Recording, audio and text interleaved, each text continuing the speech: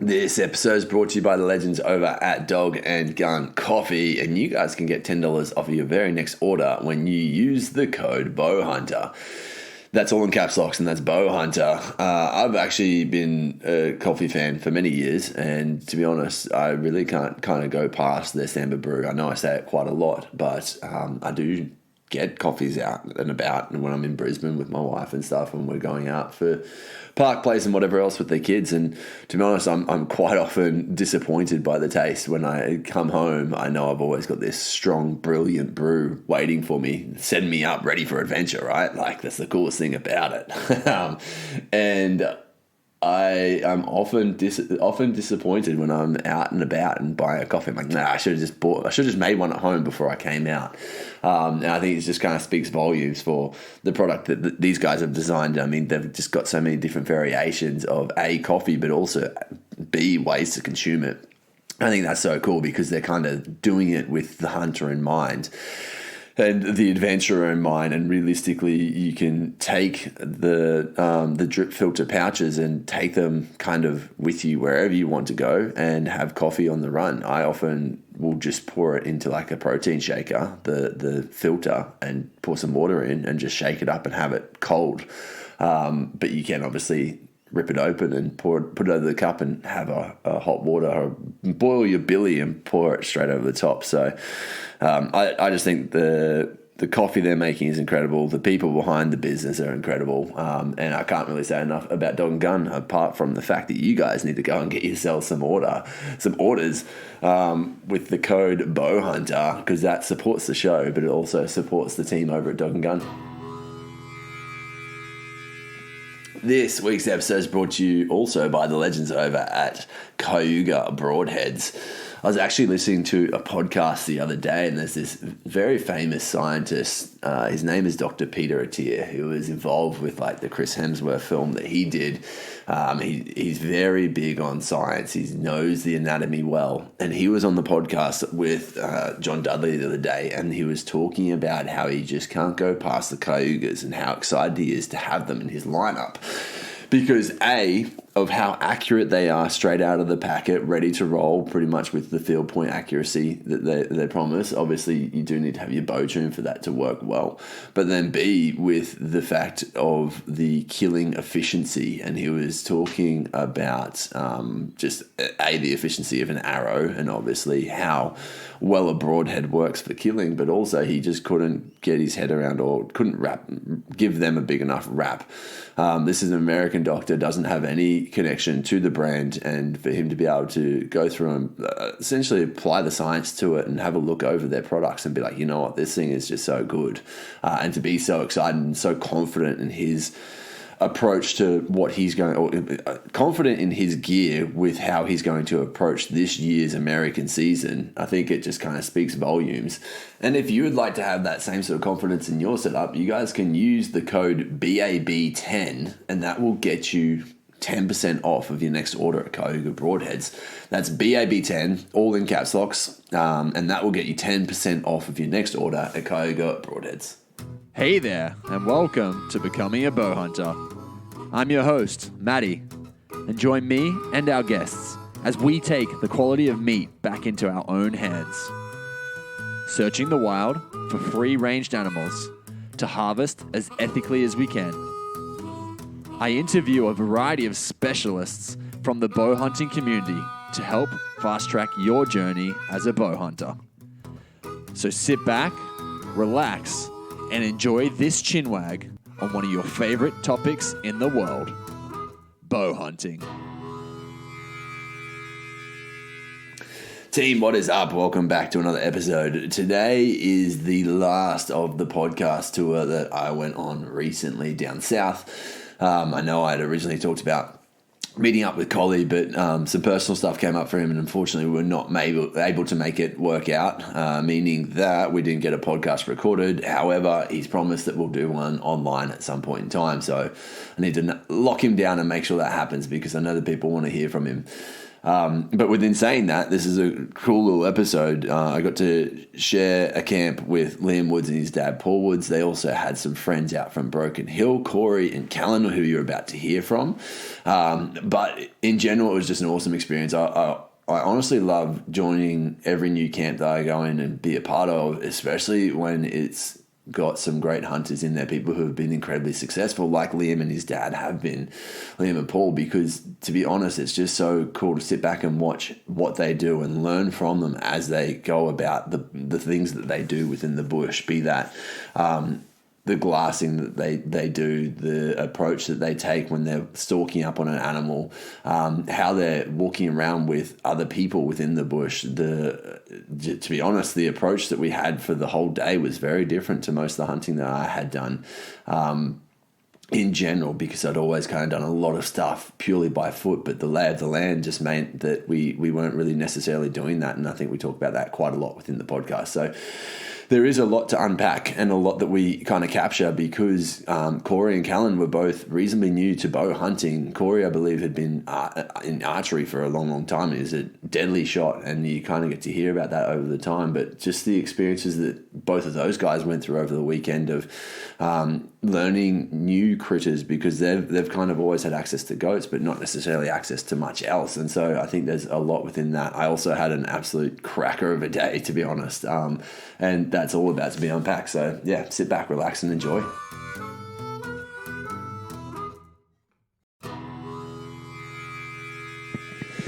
So guys, welcome back to Becoming Bowhunter. Sitting here in deer camp with Liam Woods. Thank you very much for having us as a first piece. Thank you for having us here. But we've also got some other guests. So we've got Kellan. Kellan, what's your last name, mate? Stenhouse, right? Stenhouse. Yeah. Yeah.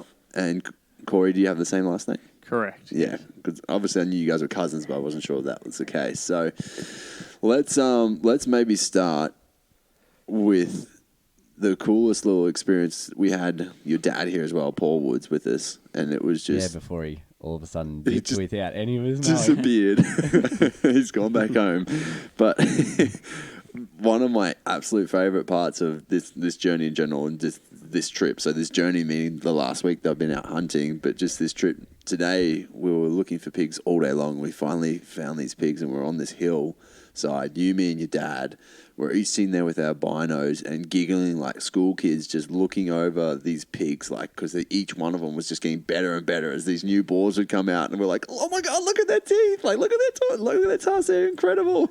Yeah, I've got the video on my phone and trying to get a look at some of these boars. That it was ruddy mob, and they were carrying on pretty aggressively. Yeah, the squeals and everything going on. Yeah, it's had a good advantage above them, and we're just like trying to work out which one's the most dominant boar, and like every boar that come up through the tussock grass. Yeah, it just got better. First one had hook. Like, oh mate, look at the hooks on that one. Next minute, oh, look, it's gotten bigger. Another one, there's one over the back, and we can only see his back, but he was the one that was pretty much right up. And your dad the whole time was like, that brindle one, I bet that brindle one's going to be good. It's going to be good. I'm like, no, look at this black one. It's coming up the hill. He's like, no, mate, tell you what, that brindle. All them who've got hooks, they're all good. Take your pick, Matty. Like, any of them you'll be happy with. And then literally, no, we'll go to the story later. We're going to leave you with a little hook. So, boys, what brings you? You guys live out at Broken Hill, right? Correct, yep. And so what brings you out to this way, up to New South? Well, we met Liam on a motorbike trip up at Cape York about 12 months ago, and sort of kicked off a bit of a relationship then when he walked out of our accommodation there, and he was wearing a Bowhunter shirt, and we said, what's going on there, Liam? And he said, a bit of a Bowhunter, and just by happened that we'd brought our bows up to Cape York hoping to get a shot off somewhere, and anyway, bit of a relationship took off, and Liam invited us out, thankfully, 12 months later for a bit of a hunt, and pretty lucky really, because out at Broken Hill, you don't get too many boars, it's all just goats. Yeah. So, So there's no deer or anything out there either, it's just purely goats? No, mainly goats. I mean, they're odd pig in places, but I mean, absolutely nothing like the creatures you got here. It's absolutely incredible. I honestly think nothing in Australia is anything like this. Absolutely. Right? Like, I was even talking to your dad about that, and he was saying the same thing. Yeah.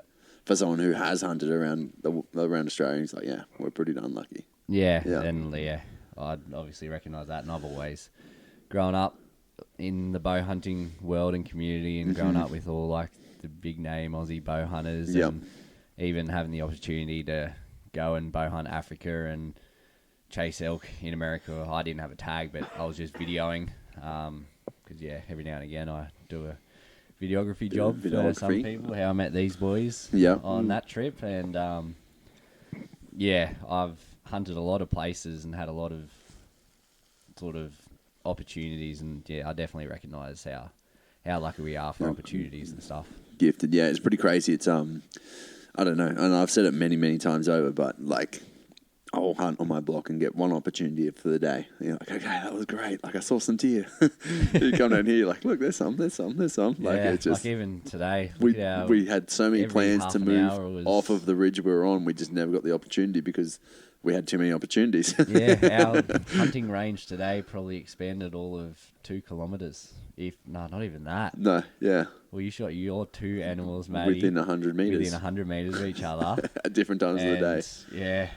Yeah, Corey pretty got incredible. his 2 in the same spot, very really. close, which was only just practically down a bit of a gully from Matty's. 500 metres from the house. And then, Kellan got the drop on his, just along the ridge a little ways. So which is the same ridge that we were on the whole time. Yeah, that's crazy. Back and forth probably 4 times today, and every time we were it just got better. New animals were coming out, and as it got later, it just got better. Yeah. Callan, so give us a little rundown. You're very fresh to bow hunting and like bows in general, right? Yeah, exactly. So, look, when I was back in primary school, I remember going out with a mate of mine called Keegan Blows and borrowing the archery club's bows out there and, just having a go out at the club, and never really eventuated, sort of didn't follow it through. And then, Corey's always sort of been into it. And probably 18 months ago, he's like, you should get one and, come out and we'll have some shots and, get into it. And I thought, you know what, yeah, right, I will. So started off and bought myself a bear, and that soon eventuated into a V3X. Was it a pretty fast upgrade? Yeah, it didn't last long.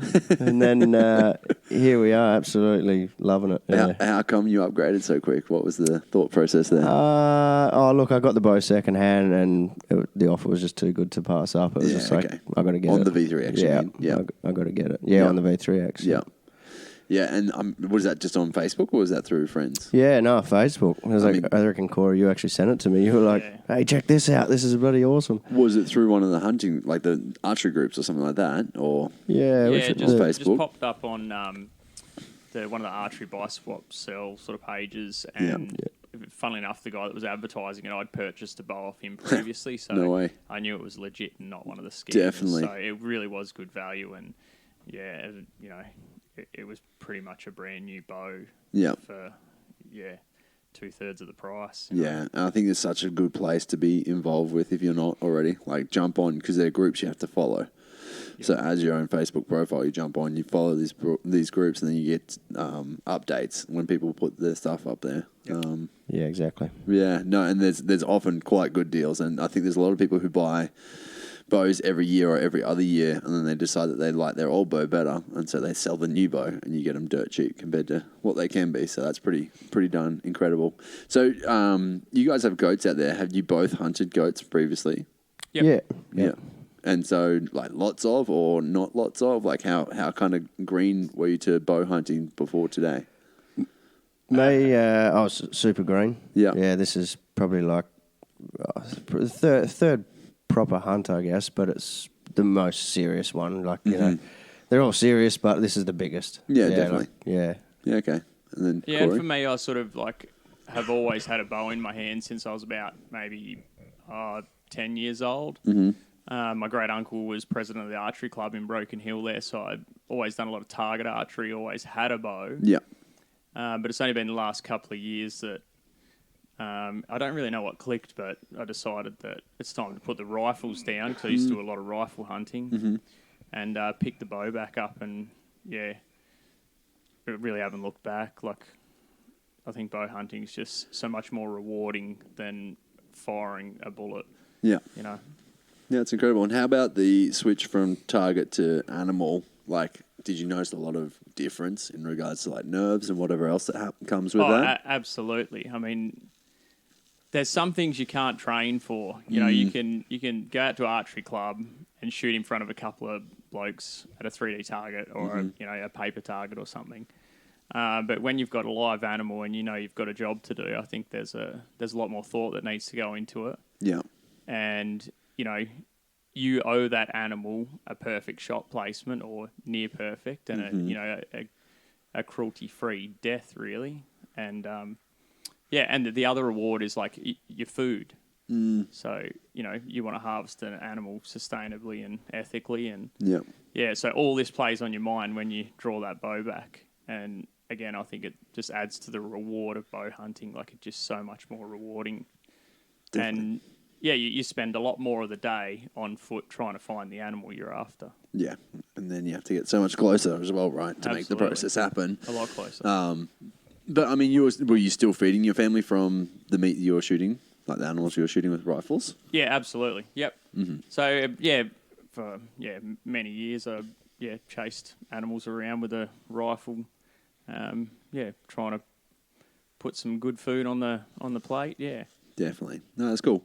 So let's do a little recap of the last few days. So, Liam, you've been very nice to have us here in general. But the cool thing is that on this side of the hunt, you've said how much you've actually really, really thoroughly enjoyed it as well.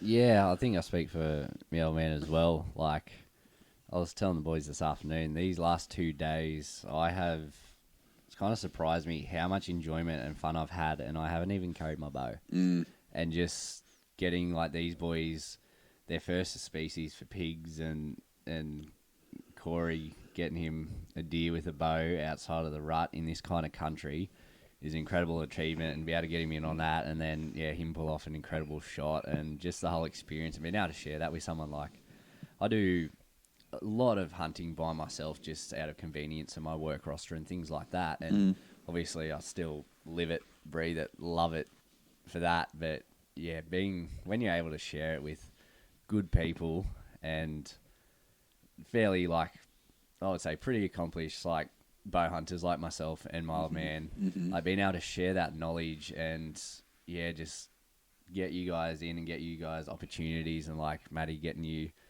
a PB today and then follow it up with an absolute another cracker as well.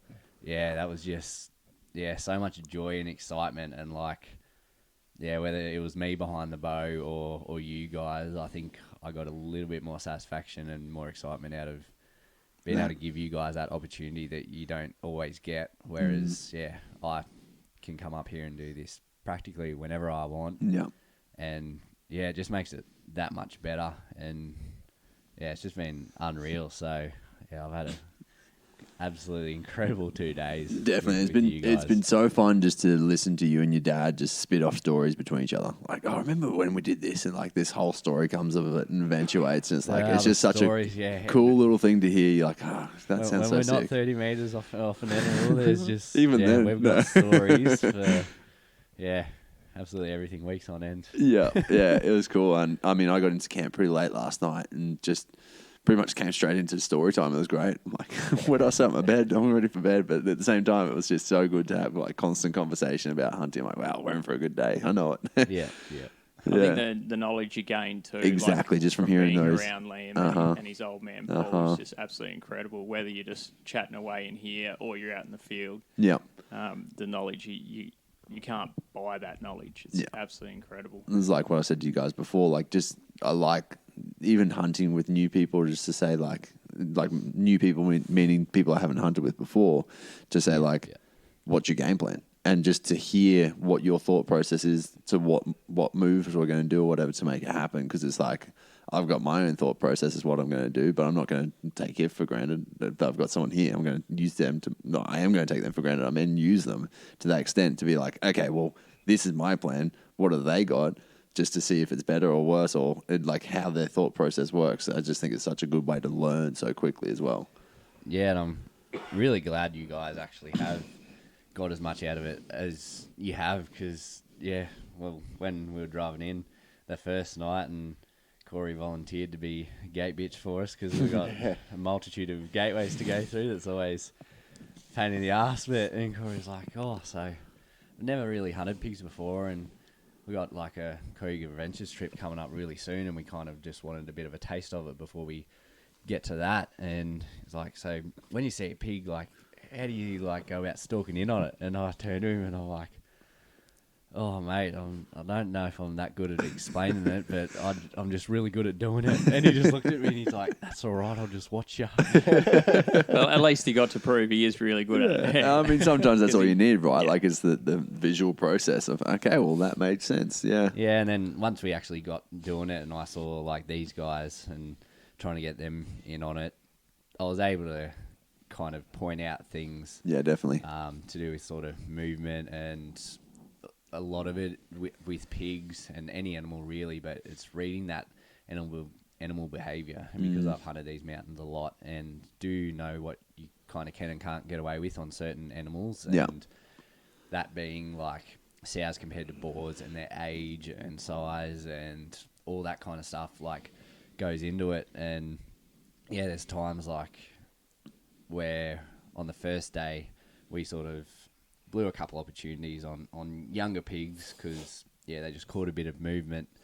And, yeah, just the boys trying to sort of keep up with me, I guess. And, yeah, I was able to pick those moments before that pig had even stopped. Like, yeah, it's hard to explain, but I can kind of like the instinct of knowing what's coming. Yeah, the instinct of knowing what's coming and me being able to stop before they pause and look and, like, just little things like even if their head's down, if their tail's not wagging and they're not rooting up the ground and moving around and sort of looking at what they want to eat next kind of thing, if their head might be down, but if they're stopped and their tail's just not moving, they're either, one, listening or they can see movement. And just being able to pick up those before it happens subtle and hints. then knowing whether they'll try and catch you out and fake you a little bit, and they might go back to feeding, but only for a couple of seconds, and they'll pause again, try and catch you out. Yeah. You thinking, yep, they're going back to feeding, I can move, and then that's when they do catch you. So knowing when to wait them out, and like today we had an instance, me and Matty, that ended up being like no good boars that we wanted to go after in this mob, but there was a sow, and she kind of caught us, but I was able to just stop, and she kind of just stopped, looked in our direction, just stayed still, and then even as she was feeding at either broadside and she was quartering away to a point where they can still catch you out the corner of their eye, like if you can see their eyelashes in any part of their eye, they can see you. Yeah. So they've got to be directly facing away. Yep. And then you're right to just go in at whatever pace you really want, to be honest. Definitely. Without making any noise. Even just that, and just slowly just edging forward in a straight line so there's no sideways movement. Yeah. Like, if you think about it, like, if, someone's walking towards you in a direct straight line, it's kind of hard to differentiate that distance of them actually getting closer to you, whereas if you're walking sideways, that's a hell of a lot of movement. Like, you can see that a lot easier if that makes sense. So something I learned a lot from Grant as well is when you're hunting in multiples is just a single file always, rather than being a mass walking towards them. It's just the one body walking towards them. Yeah, and that's like when I was taking sort of Kellan in on a few opportunities, I tell him, be like, stay right behind me. And like, I can be your cover. Because I have the experience of being able to pick those moments. So I might be stopped half a second before you, but I'll be in front covering your movement when, like, to stop as well. Exactly. And then, when we get in and, like, situations like drawing back and awkward stances and things like that. And, how Corey's deer hunt turned out and how it came to. I was kind of the one in front, and I was able to communicate to him, and he used me as cover to draw, and then just leant out and got it done. Able to do it. That's so good. We'll unpack that definitely. One thing that happened this morning was like a failed attempt, essentially on a stalk where we got right up there, and Kellan didn't quite get the shot off, and like we didn't really say much about. We're like, okay, yeah, unfortunate, like it just happens, right? Yeah. But one of the things I thought of when we got back in the car, I'm like, well, what would have you done differently? Because that as a process, I think that's where I always learn so much. It's like, well, what did I do wrong, but what should have I done instead? And I think that's also like something just as a self-reflection piece that works so well for bow hunting in general, because you're not always going to win them, and sometimes it's just the wind, or sometimes it's just whatever it is, and then when the opportunity actually doesn't happen, but you know you can understand why. That's kind of like a form of perfect practice in a sense. Yeah, that's pretty much your tool for learning right there. Yeah, definitely. So what happened yesterday? Because actually I haven't really heard many of the stories yesterday. I heard obviously the deer story a little bit, but I haven't really heard how the day unpacked in general.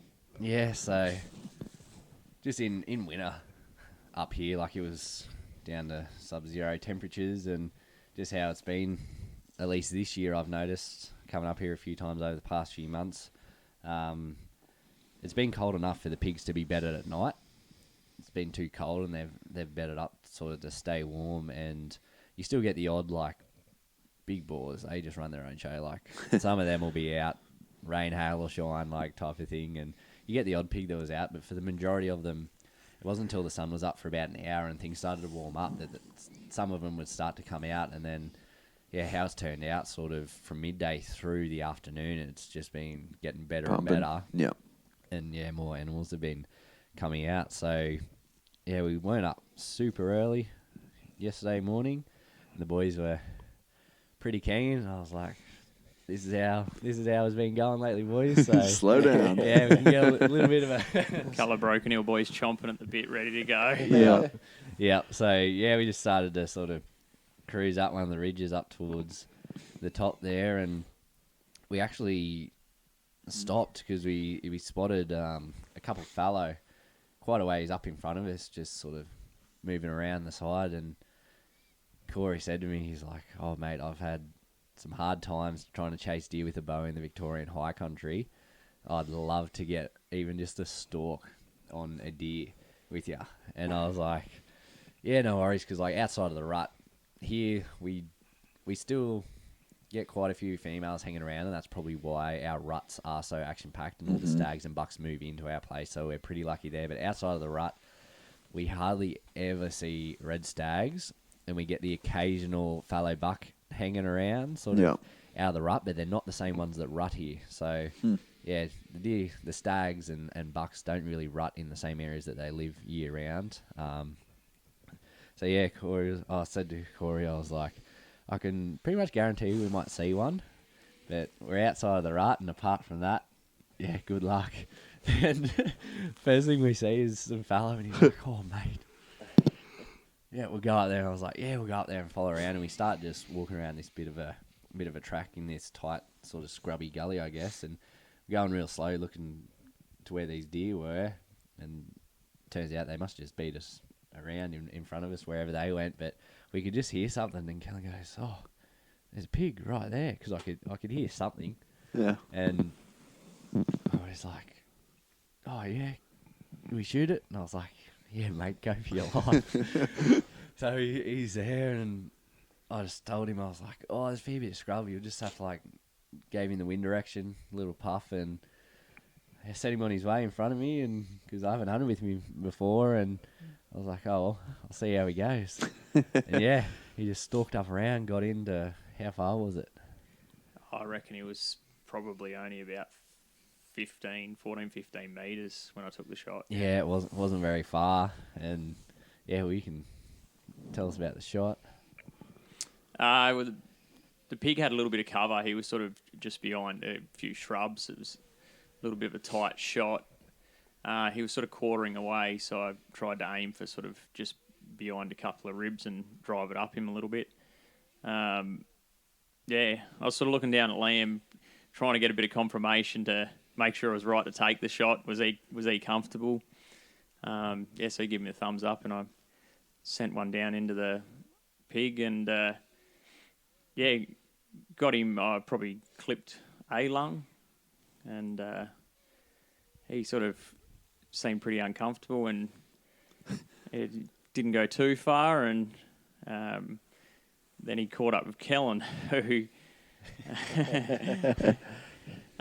Put one more in him just to finish him off, but he was pretty knackered, and turns out he was a very unhealthy little boar. So yeah, so this boar he was probably all of maybe 25 kilo, dripping wet maybe, and he was young, but he was missing a lot of hair and hollow in the back end, and I've never known or seen a pig to have mange.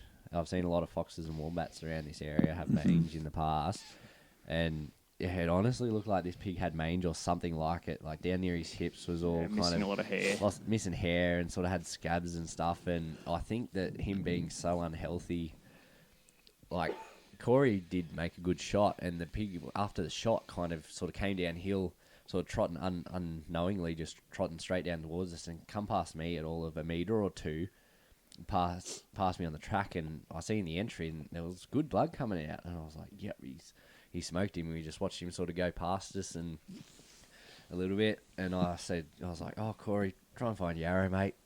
I'll keep an eye on him." He just goes down and gets on this little bit of a pad and just starts walking, and Kellan was right next to me with his bow, and I was like, "Oh, the wind's not great where he's going. We'll just try and head him off." And he really didn't go far at all, and he pulled up, and me and Kellan just had to wait for him to sort of come out of this real thick stuff that he held up in. He took one step out, and when Kellan put one perfect through both lungs, he expired very quickly. And I have had an experience in the past way out west where I shot a sow when I was younger, and it was a perfect heart shot. And this thing went a long way, and me and my old man were just curious as to what had happened. So, as part of like a learning thing I've done all throughout my career, I guess, is cutting animals open and having a look at the vitals and where the shot placement has ended up and that sort of thing. So we cut this heart out of the sow, and her heart was like a deflated little mushy balloon, and it was just unbelievable. Like, and we just believe her having such an unhealthy heart and her being sick as well, it just took a lot longer. Like, her heart wasn't pumping as much blood for her to expire as quickly, and there was nothing wrong with it. But I believe that was probably a similar situation with this pig. We didn't cut it open because I was a bit worried. I'm not sure what was wrong with it. What diseases are carrying. Go digging into it too much, but there was nothing wrong with his first shot. And I think one thing that you pointed out to me is it's always important to knock another arrow and just try to get another one into him, just to be as ethical as you can also.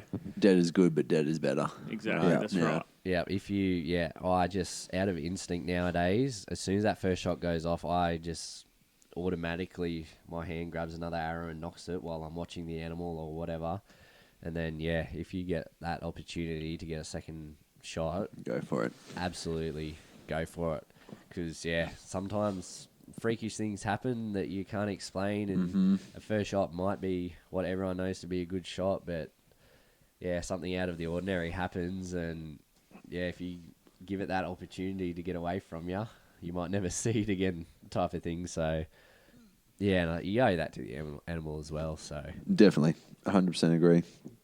And then so from there, did you guys follow the fallow up? Was that the plan? Yeah, so we didn't. We thought we spent a little bit of time there, and I was like, the fallow probably long gone. Not sure where they went, but we headed up in that same direction, and then saw another mob of pigs, and Kellan was up, and we started moving in, and I can't remember was it the wind that did us in, or Yeah, that got us a few times.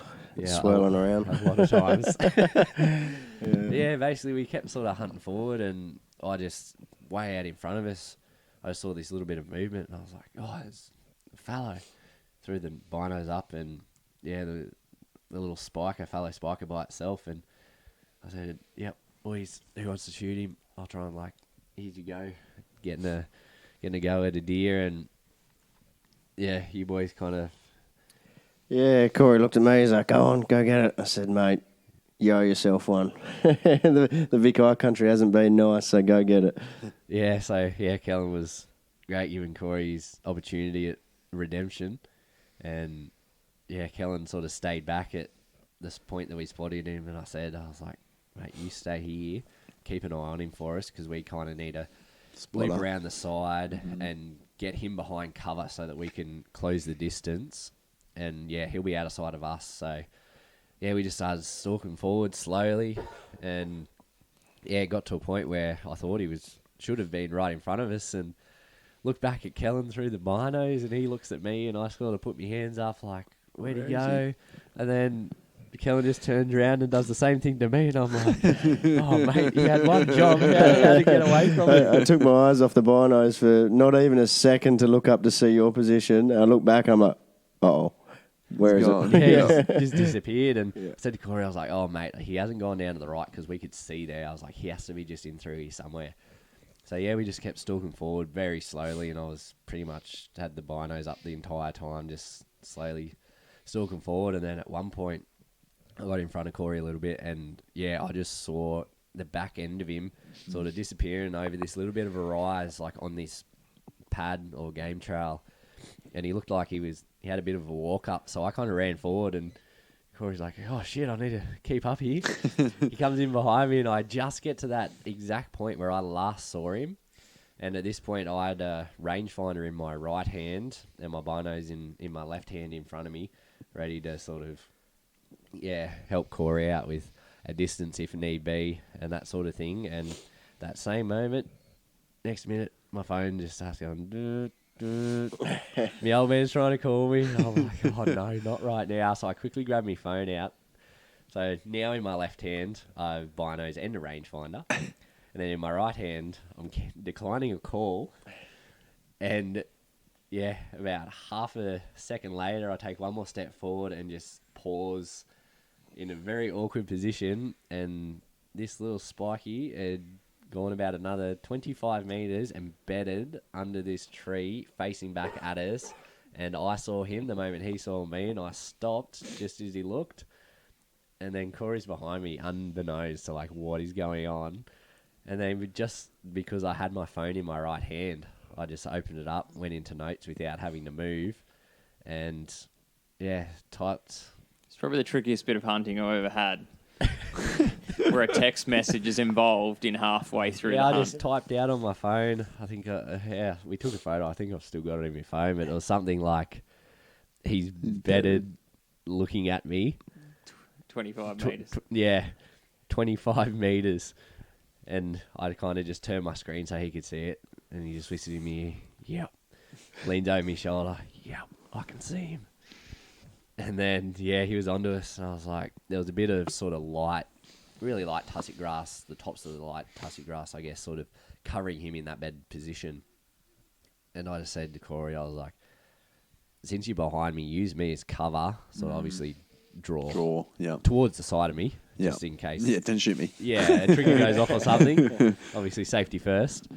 And, he kind of draw, and as he drew, the spiker stood up at that exact moment, and stood straight up and practically barked and turned and pranced out down around, and I just had this gut feeling that they just regularly do it when they don't know what's there. They'll prance out a distance and they'll prop and look back. Have a look, yeah. So in that time when he was going out, I basically sorted out everything I had in my hands and got my rangefinder up, and Corey was at full draw, and he was quartering on a little bit. I was like, yep, he's 45, mate. And Corey goes, he's frontal. You want me to shoot him? I was like, yep, go for it. And he, just put it right on the perfect mark, quartering on. And it sort of, it was about halfway up, because you had a 40 pin. You had 20, 30, 40, so you kind of had to set it a little bit high on him. Hold a little bit high on him. Which gap shooting is a good thing to sort of practice for those hunting situations. Very much so. And I was kind of surprised. Just saw this arrow just dart perfectly into exactly where I was focusing on, hoping it to go. And I think he did drop the slightest bit, and because of the angle that he was on, kind of entered in through the shoulder and scap, and sort of, probably collected a bit of spine as well, but just dropped him straight on the spot. And I sort of ran forward because he dropped out of sight, and I ran forward, and we just went in and probably didn't need to because, absolutely collected both lungs, but I just got Corey to put a finisher in him, and I think then the adrenaline dumped on you, and there was a lot of a little bit of a celebration. shock. Shake your leaf. Yeah. Corey, how did you know where to shoot him in that position? Oh, a little bit of credit actually to your podcast. That shot placement video on YouTube you did with Liam. I reckon that's helped immensely. Very valuable. Yeah. I've watched a lot of videos, and I am actually very confident in my shooting. Like, I'm able to practice in my backyard on the property there, every morning and afternoon. So I do practice in between my pins and out to long distances and that. So yeah, I'm confident in my equipment and confident in my shots. But as far as shot placement goes, I reckon just a lot of the stuff I've watched and especially your podcast has helped a lot. Yeah, definitely. Oh, that's awesome. And we had kind of talked about it today. About I honestly think that's a resource that should be used.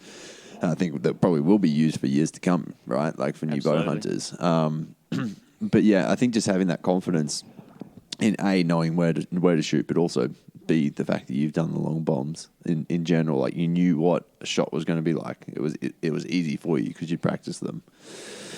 And so tell us about the emotions after that. Emotions were high.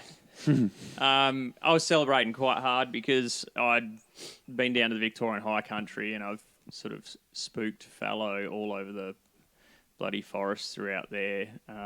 Haven't had any success with the bow there on the last few trips. So spent countless hours there. So when I was actually able to get the arrow in and see him drop straight away, I was just absolutely ecstatic, over the moon. Knowing that he hit the deck straight away and the job was done, knowing that I get to take some food home, just that feeling I did the right thing. And the bonus win on top. Yeah, exactly. Yeah, that's awesome. And I mean, a lot of credit to Liam too. I mean, this stuff's really hard to do if you need to, if you don't know the area or it's a big help just having someone else on the rangefinder or being able to whisper in your ear, he's at 45 or put your pin here sort of thing. Or in that situation, would you have ever thought to have run after the deer like Liam did? Definitely not. Yeah. Yeah, so opportunity hunting. Witnessed and known of a lot of situations that spinal shots and big boars are pretty notorious for it. For some reason, like, unless you sever that spinal cord completely, if you just nick that spine, it might be enough to sort of paralyze or to have that sort of paralyzing sort of effect briefly. But as soon as they get that adrenaline hit and their body's in that fight or flight response, they can get their legs back pretty much, and you will never see them again. Yeah. They will just go. Just absolutely crazy. Absolutely crazy. And, it's just one of those things that I always like to have them go down within sight and keep an eye on them and just know that everything's gone right. So, I just didn't even think. As soon as I saw that arrow hit, I knew he got him, but just the fact that he dropped so quick, I just reacted to the situation and Definitely. got down there and, so Corey, I think the adrenaline was just starting to dump. And I'm like, mate, grab another arrow, just put a second one in him just to make sure. And he's like, oh, want me to shoot again, rightio? And he's there, drawing back, and he was shaking more the second time than the first time. And so it all turned out unbelievable, and it wasn't a bad shot at all. And I don't know whether Kellan heard a bit of yelling and celebrations, but we pretty much went back to him, and he's like, he got him, and you're like, what, you got him? No way. And you boys had a little moment together, and that's incredible. Yeah. It was quite funny because the phone call I got, because obviously I was still at that spot where we sighted him, and the phone call was like, I got him. I was like, oh, how awesome's that? Like, that's good. He's like, yeah, you can come over now. Oh, right, no worries. Sweet, I'll make my way. So, trotted over, and then obviously the phone call definitely wasn't to be expected. It was, the excitement was through the roof. It was unbelievable. Yeah.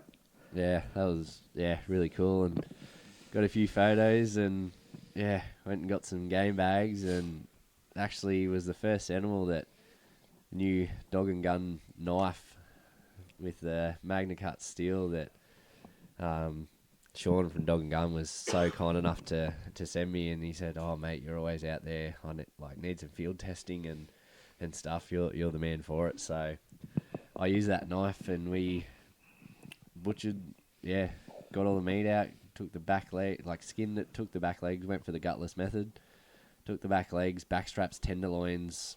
He was a young spike, so there wasn't really much in his front shoulders, and also the shot caused a lot of damage, so we kind of just, they wouldn't have got much out of that anyway.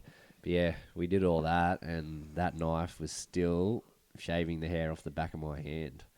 So I think it proved itself there. That's pretty impressive. Definitely. And so you guys hiked the meat back up to the car then? Yeah, I had some game bags with me. I've normally got everything on me. And just put in game bags and sort of just hiked it out back to the car, and it's been pretty cool. So every time we sort of left the vehicle after that for any other hunts throughout the day, we got a few drizzles of rain, but we just hung it. So it was just so it could get to it. Something. Yeah, it was cool, and just so that it wouldn't get wet. Yeah, that's incredible. Yeah. And then from there, what happened next?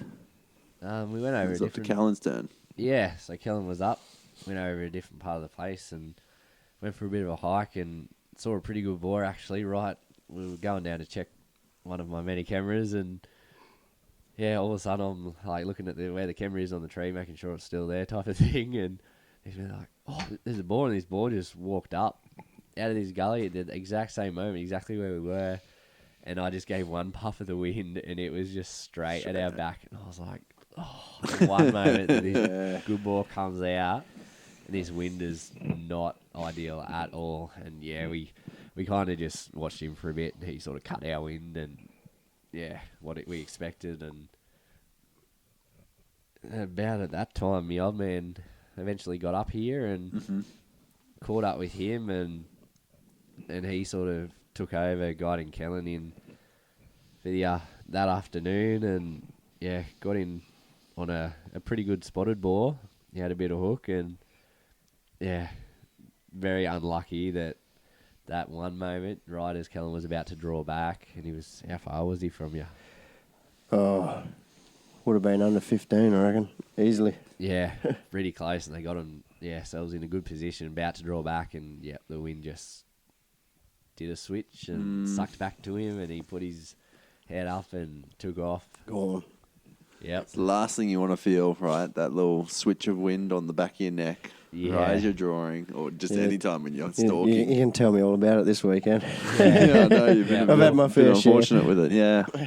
It's pretty typical for this kind of country. Definitely. Definitely adds to the challenge. You think about, and this is very same for mine, even though it's not as hilly, but hills and gullies and ridges, thermals, etc. Like it swirls them constantly. Yeah, it makes for a very frustrating and definitely not easy at all. But if it was easy, we wouldn't do it. Exactly. So no, that's it. That kind of just added to the experience. And then after that, Kellan can take over here because he went off with me old man and we parted ways. Yeah, well, after we left that one, we headed down further and we got onto this nice spotted sow.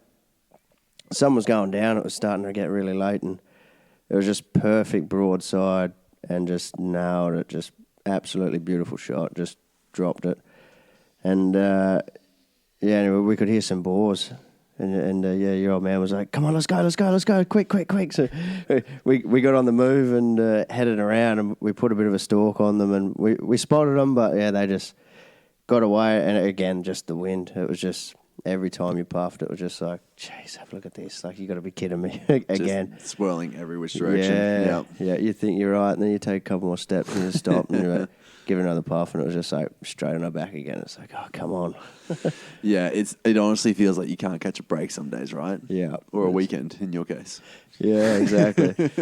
That's what we're saying. Something big's coming my way. Exactly.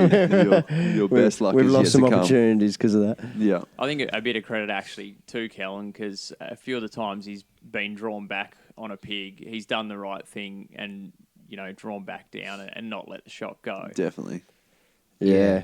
Absolutely. And you even made a comment to me like, "Oh, sorry, mate, I probably should have had that opportunity, but I just wasn't too sure on the angle and just want to make sure it was a good shot." Rather And not. I said, dude, I was like, in this learning process when you're new to it, you're definitely doing the right thing. And I just sort of gave him a heads up. I was like, just to let you know, when you're in this learning process, you will lose a lot more opportunities throughout this learning, and it will get pretty frustrating at times. Yeah. But yeah, that's just how it goes, and that's how you learn from it. Definitely. So Yeah, I think that's where you need to, like, you know, settle that excitement and don't just pull that trigger. Definitely. Because, you know, there's a lot at stake. So you just need to make sure it's all right at the right time. Yeah, 100%. yeah, absolutely. But Good outlook. yeah, I was with Core, and then next minute my phone started ringing. I was like, oh, how do they have service where they are? Answer the phone. He's like, oh, mate, what's the chances that you could drive all the way down to our current location and save us the hike up in the dark? And I was like, yeah, no worries. How'd you go? And he's like, yeah, mate, Kellan, yeah, officially got his first pig down and perfect heart shot. The thing went 5 meters and it was all over in seconds. I was like, oh, no way. And then, yeah, and he nearly shot a pretty good fallow buck as well. And I was like, Yeah. well, that a lot happened in that last little hour of light. Yeah, we spotted him, and it's just standing there, just turned, looked at us, and we're just dead still, just keeping an eye on it. Then it just sort of slowly trotted off, like very, very slowly, and we're like, we're on here, like we got a good chance.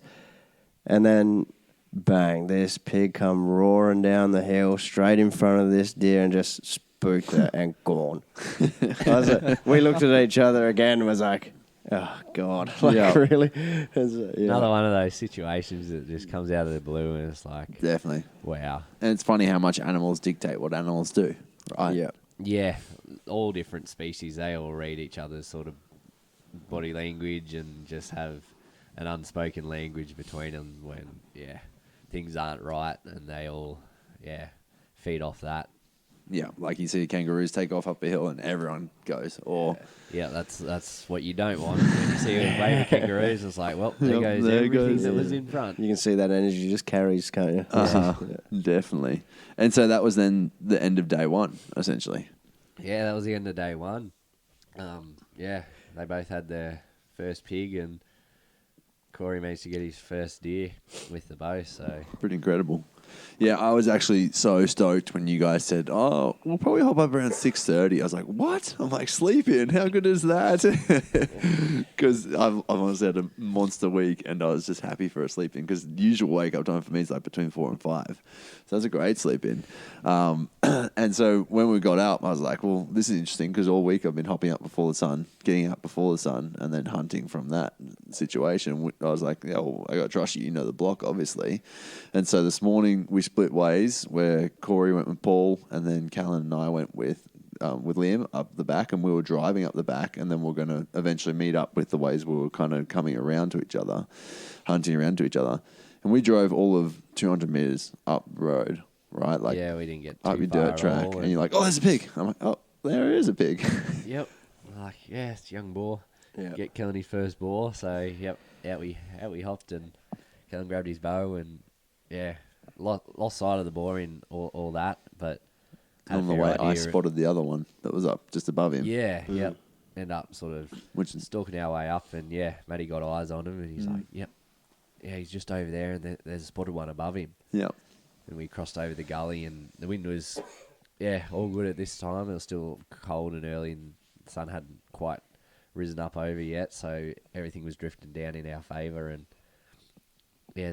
the black one that we first spotted, he kind of just must have kept going around into some thicker country. And this spotted motley fella was feeding in this pretty stiff, I don't know what it was.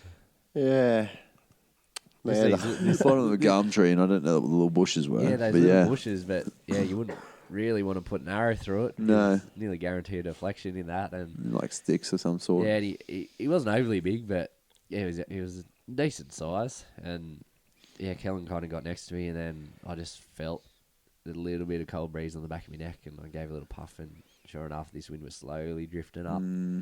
Just sucked back just that little bit.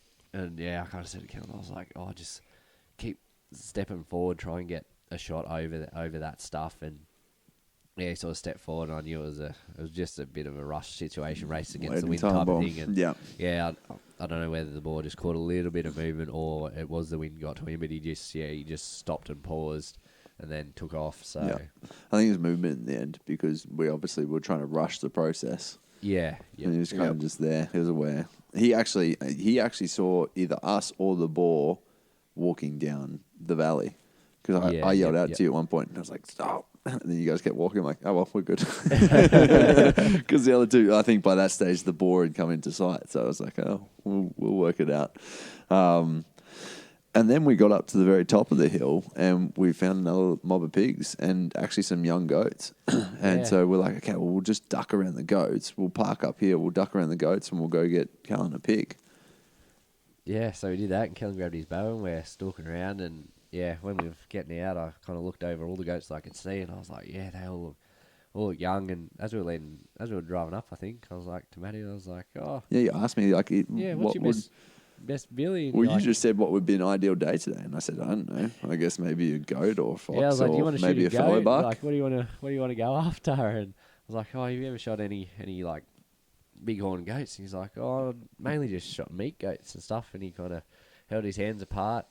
How far my billy's set of horns were, and I was like, "Oh mate, I'm pretty sure I can find you something better than that." And he's like, "Oh really? Yeah, right, yeah, that'd be awesome." Yeah. And yeah, I looked over these guys and didn't really see anything, so we started to sort of side hill around below these goats out of sight, and the pigs were kind of probably 30, 40 metres past them. We just had to get around behind them. And then all of a sudden, this big twisty horn billy just walks out, and we just looked at each other and we're like, oh, and I honestly thought when we get out of the car, I was going to say, Matty, just bring your bow just in case, because you never know what'll pop up. Yeah. And yeah, I recognised that he was a pretty good one. I was like, Matty, yep, just use us as a bit of cover, go directly downhill till you're out of sight, loop around in the car, grab your bow and have a go, try and get him. So yeah, that's what Matty did, and me and Kellan just sort of sat there watching him, and yeah, you can tell the rest. So. Well, yeah, I kind of, like where the car was, the road was kind of divoted in a little bit. So I had a fair ledge to be able to climb up onto, and they were just feeding straight down the fence line, down the side of the road, essentially. So I got my bow, and pretty much I walked straight up, and I would have had a shot as soon as he walked out. I knew he hadn't walked past yet, because I was kind of keeping my eyes on them. And as he walked over the hill, I just didn't get a shot opportunity, unfortunately. It's just a little bit too far, and he had other goats with him. So I'm like, okay. So I ducked back onto the road and kind of just did that. And I had to do that multiple times before I ever actually got a shot on him. And end up, pretty much the only way they got a shot on him was all the goats were going into the water, and he was kind of just feeding by himself, and all the other goats got pretty excited by the water, so I got an opportunity to kind of run in between the dam and the other goats and where he was, and he was feeding onto this little bush. And I drew back, and it was a 30-meter shot. I'm like, okay, I've got this. And literally, as I shot, and I don't know why I wasn't paying much attention to him as such. I was just starting to focus on the shot. As I shot, he stepped forward. I'm like, fuck. And so I got him in the guts, unfortunately. He ran forward 20 meters embedded, and I just had to kind of maneuver around these other goats because they had run with him a little bit, but not too far. And I knew he was in pain, but I also knew it was not going to be the end of the hunt. So I quickly ran over, and I actually got the 20-meter shot, or under 20 meters it was. And I was like, no, that's done. He's done. And it was all of a minute or two between, not even, it would have been a minute between the first shot and the second shot. And he ran off down the hill. I'm like, thank God. And then I called Liam. I'm like, I got him. I just haven't found him yet. And then the service just randomly dropped out, and then on my end it said call failed, and because in that time, as soon as me and Kellan, we were waiting there, and we just waited for the goats to feed out of sight, because we obviously didn't want to, sort of upset Matty's little hunt that he had going on, and we waited for them to get out of sight, and then we kind of tried to loop around and have a go at these pigs, but they were kind of on the move, and we had a few attempts like getting in, and just didn't end up happening, and then that's when Matty called, and he's like, "Yep, I got him. Just haven't found him yet." And I was like, "Alrighty, we'll go back," and then I'm trying to call and it's not working, and then I'll send him a message, and then I can receive a message. He's like, "I'm a fair way down the road." And I was like, "Oh well, we'll just drive back down, because it's pretty steep country that we're in." So I was like, "Yeah, I'll save him the legs and we'll go down and help him out." And we're just driving along and down the track to where I thought he would have been, and I was like, oh, Kellan, just keep an eye out down there. We're driving along, and unbeknownst to us, Matty's there. I'm yelling, oi, oi. Camo head to toe, waving his bow around, shouting, we're windows up. Camo clothing's working well. Yeah, exactly. And then next minute, Kellan's like, oh, stop, he's right there. And I'm like, oh, rightio. Yeah, and you hopped out, and I'd been following my blood trail, and actually, at first, I was a bit worried. I was like, oh, this is not actually looking that good in regards to the blood trail. I'm like, I swear it was a good shot. And pretty much when you guys came, it just... The blood just actually started getting, way bigger, way more. And from, when we... From pretty much he was probably, 30 metres down in front of us.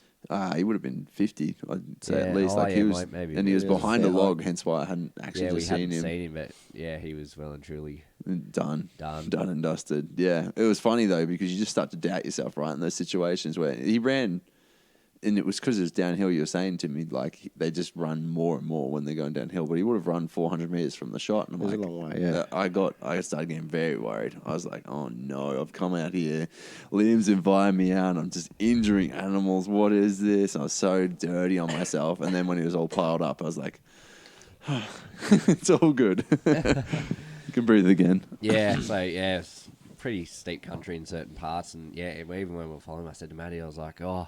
No, it'll be all right. Like, it's pretty steep. Like, they'll probably go twice the distance downhill as they will on flat. And the fact that he's going downhill is a good sign. Good sign, yeah. And, not long after. You literally found him. And, once you started seeing some of the blood, you're like, no, he's dead. And then you look down the valley, and you're like, there he is behind the log. I'm like, oh, thank God. Yeah. Yeah, so we went down there and... Great little Billy. Yeah. It was a pretty good one. For the body size of the goats that we get on this particular place aren't that big, so their horns look pretty impressive. So he ended up having a spread of 32 and 2/8 inches. Which is, for me, that's a massive Billy. Never even seen a Billy that big until today, I don't think. He's definitely a good one, and got some unbelievable photos of him. And yeah, we did. We got some crackers. Yeah. And as we've all found out, you're pretty pedantic with photos, and it pays off so much, right, on this end. When you've got the memory, yes, how good's that? I'm pretty particular with I like to have good photos, and I suppose it's just showing that respect to the animal and making everything look really good. And as you said, it's that memory type of thing as well. And I just made sure he was looking nice and clean and had the good angles, and then definitely. We were getting sort of the standard photo of a Billy showing off the spread of his horns, and then Matty just sort of turned his head to the side and was like, God, he's got such a pretty face cool and such a nice beard on him. Yeah. And I was like, oh mate, that's going to make a crap. Yeah, that's a great photo. Yeah. Do that again. Stroke his beard. Yeah, so we were sort of just, And at this time, as literally as Corey and Paul drove up the hill, they came up to find us because they'd already done their hunt and it had already gone well. Before that, though, do you want to talk about your pigs, the mist stalk? Yeah, so we got around on the pigs and they just started to get on the move and just the wind direction, and we were below them and we were just trying to sort of loop around and then sort of get up and sort of head them off, and they just kept beating us every time, and we just dropped back down out of sight and, loop up around again, and eventually kind of got in front of them enough, and they kind of held up feeding near these logs and stalked up behind this tree. And out of the four of them, there was a little spotty boar. He was the smallest, and then there was 2 sows, and then the fourth one was a real old sow, sort of sunken in the hips. You could tell she had a lot of age. And she was kind of the more wary one that at one point kind of caught us out of the corner of our eye, and that sort of caused them to pick up that pace a little bit and get in front of us again. And got Kellan up there. What was it, 24 metres. Yeah, 24 metres, and he drew back, and I was like, yep, broadside, take your time. Yeah, it took my time, but I think just all in all, the excitement and everything else sort of got, and I pulled the trigger, it was probably 2 inches, probably back further, maybe 3. Yeah, it's probably 2 inches back from the crease Mm-hmm. from broadside, and arrow zipped through the pig, and the pig didn't even really react. To be honest, and his arrow hit a rock and went sky high up the hill, and I was like, well, we're going to have fun looking for that later. And yeah, she kind of just ran off, and the other pig sort of ran around, and when she was running off, I could see like a little bit of blood trickling out, and yeah, we kind of got on the blood trail and followed it. Oh, how far do you reckon we went? Probably good 100 metres or so. Yeah, and then it just got to this super thick, steep, rocky, impenetrable scrub, and you can see like we kind of lost the path because it was kind of only one drop every now and again. It was quite like watery, like it. From my experience, I was pretty confident that it was liver. Mm-hmm.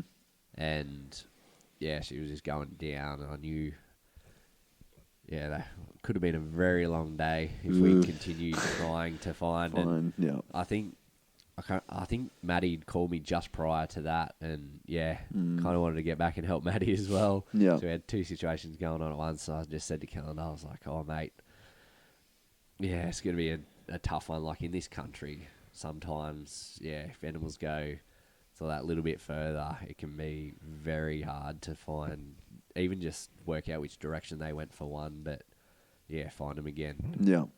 Yeah, definitely. And something like that, liver shot, like, they're probably going to die, but it's also probably going to take a while. Yeah, yep. And they'd like probably go to water first. Mm-hmm.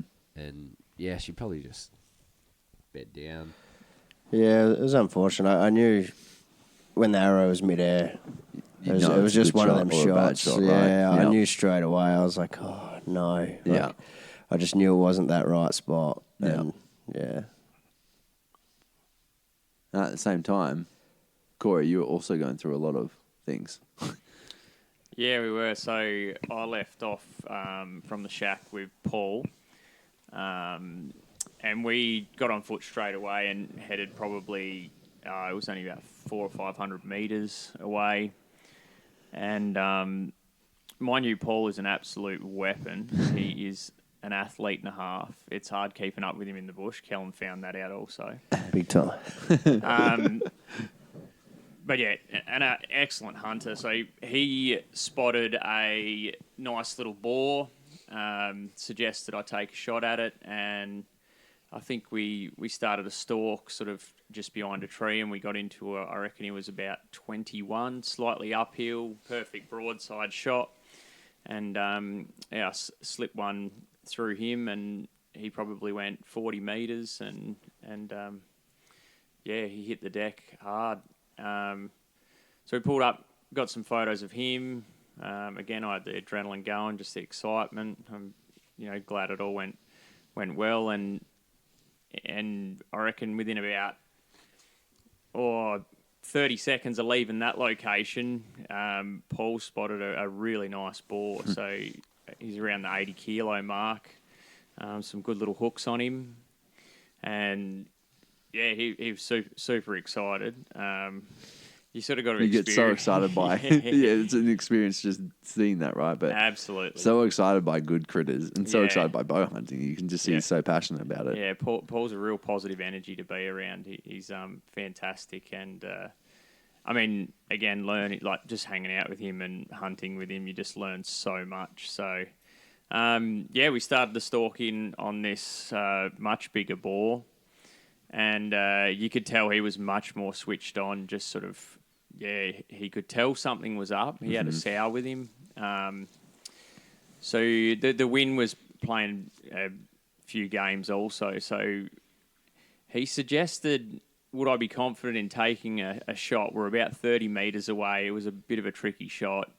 And I said, no, let's try to get to another area. So he suggested we go a little bit higher and try to come down on the top, which would be more favourable for wind, and hopefully we could get in a little bit more. Mm-hmm. And so we slowly got to the top of this hill, and I got into a good position where I was able to let one fly. He was probably quartering away slightly. At about 23 metres. Mm-hmm. And the shot was okay. I think it was just a little bit far back. but the blood on the arrow suggested it was all right when we picked it up later. So I hit him with one arrow, and he sort of probably ran away about 10 metres, then circled back towards us to have a look what it was, because he obviously didn't know where the arrow came from. And in that time, I was able just to get another one straight through him. Yeah, good. Yeah, which was a much nicer shot. And he sort of tried to charge downhill. He probably went, he was a pretty decent bore. He went about maybe 80 metres down the hill, just full energy, and we found him at the bottom, completely expired, which was fantastic. And I was just overwhelmed with emotion and just excitement. And it's just fantastic being able to hunt with Paul. If your listeners haven't checked out some of Paul's hunts and some of the trophy stuff he's got, the Born Bowhunter on Instagram is just absolutely phenomenal. Like, he's got some big critters on the ground, and the knowledge you get from hanging out with him for a couple of hours or the day is absolutely phenomenal. Yeah, so at some point throughout your morning, when me and Kellan were sitting up on the hill there, we just heard like a little bit of a squeal, and it wasn't like a rutting boar squeal or anything. And I literally turned to Kellan. I was like, "Did you hear that?" And he's like, "Yeah, I heard that." And I was like, "I reckon Corey just shot a boar." And then, it turns out that's exactly what happened. Exactly what happened. Definitely. And so we met up and we're all excited because I had my new trophy goat. You had your new trophy pig.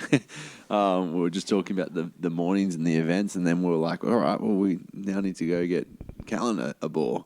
But at the same time, you guys also wanted to show us some stuff around the property, which is really cool, like just some of the history of the property, some of the cool aspects of it in general. Yeah, so we took his up to a pretty cool spot that we like, and we hung out there for a little while. And but it's just so good because you get pretty much a 360 view of not only your block but also other places around.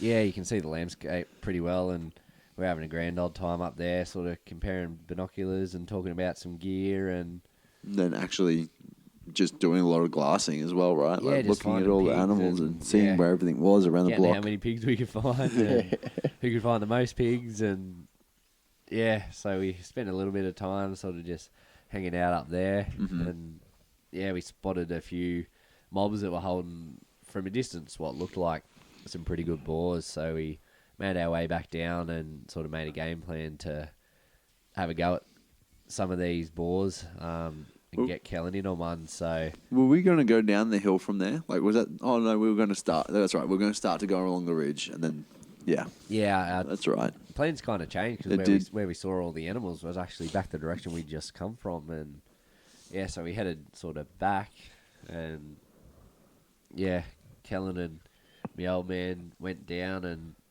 put on a stalk, and it was a bit hard to.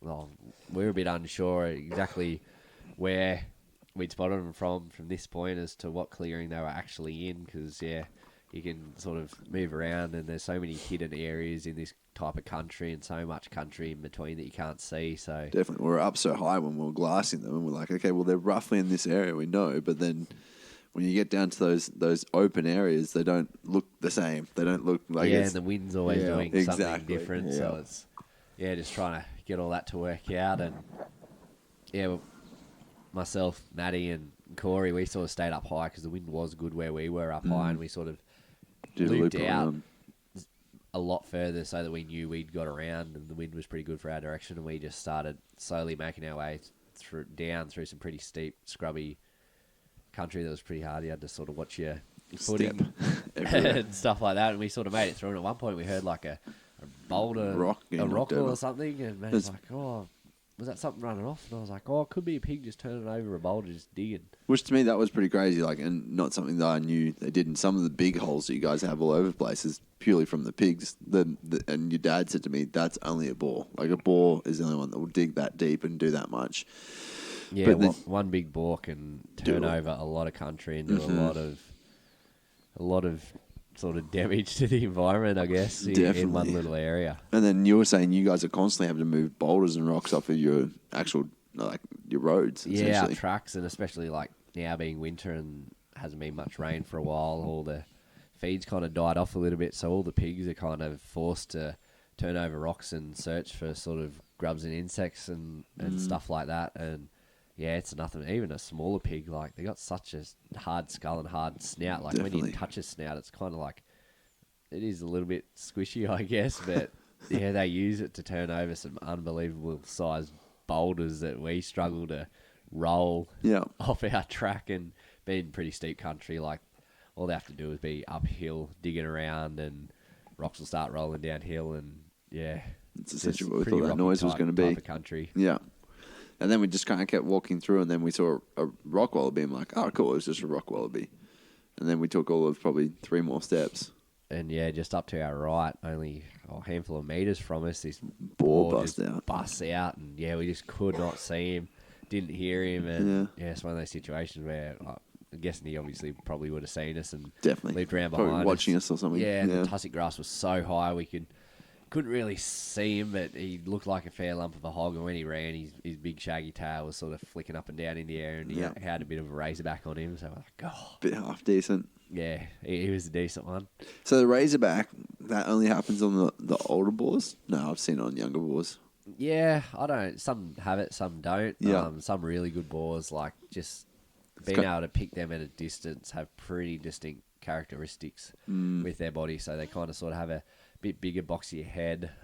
Floppy ears is always a good indication of a bit of age, or ripped up ears has the maturity that they're fighting and have a bit of hook to compete with those other boars. Yeah.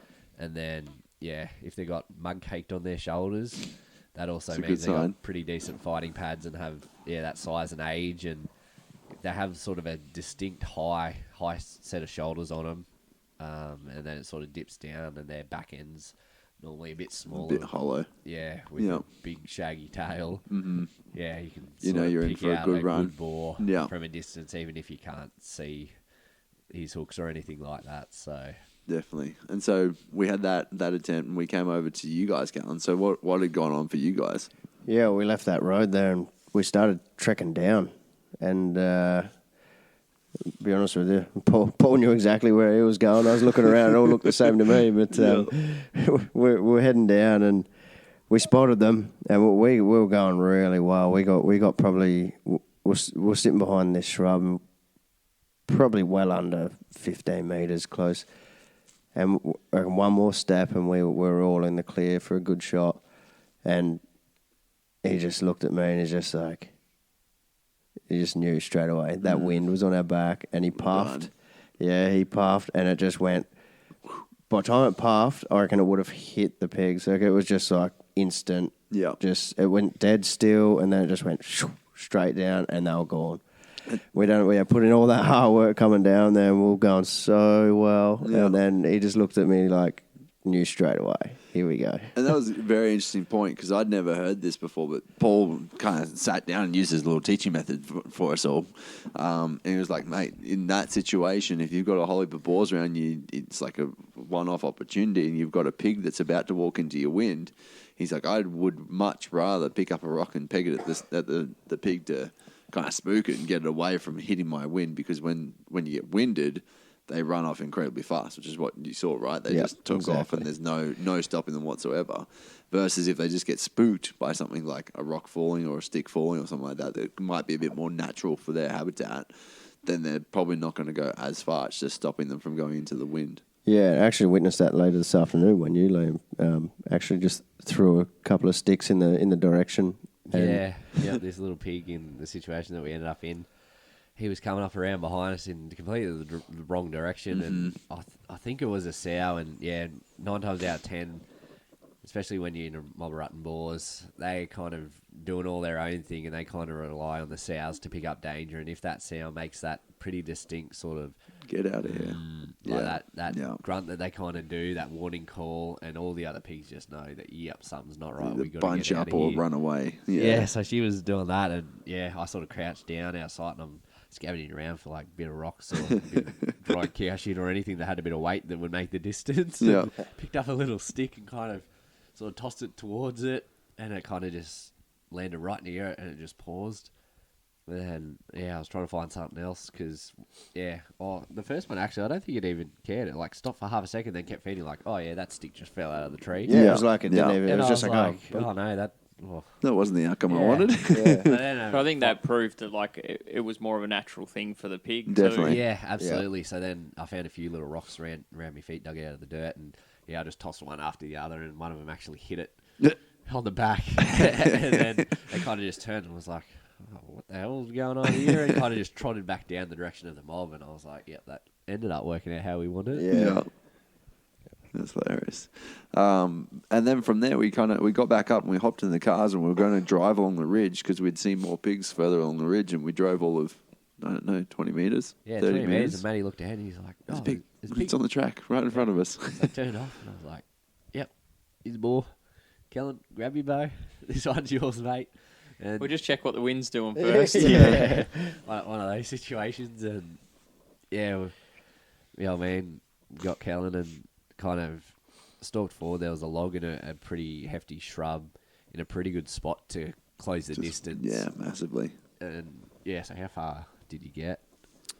23 or 24 metres it was. It's 24, but he told you 23. Yeah, because in case you might shoot high. Yeah, because it was a little bit downhill. Yeah. And he deliberately told me 23 when it was actually 24. Obviously, smarter move by him, knowing that I was more so of a beginner rookie, and without that sort of experience / knowledge. Yeah, it was pretty interesting. The shot actually went slightly high, and we were trying to be like, oh, so this is the place you should shoot. But we actually got it on film, and we rewatched the film.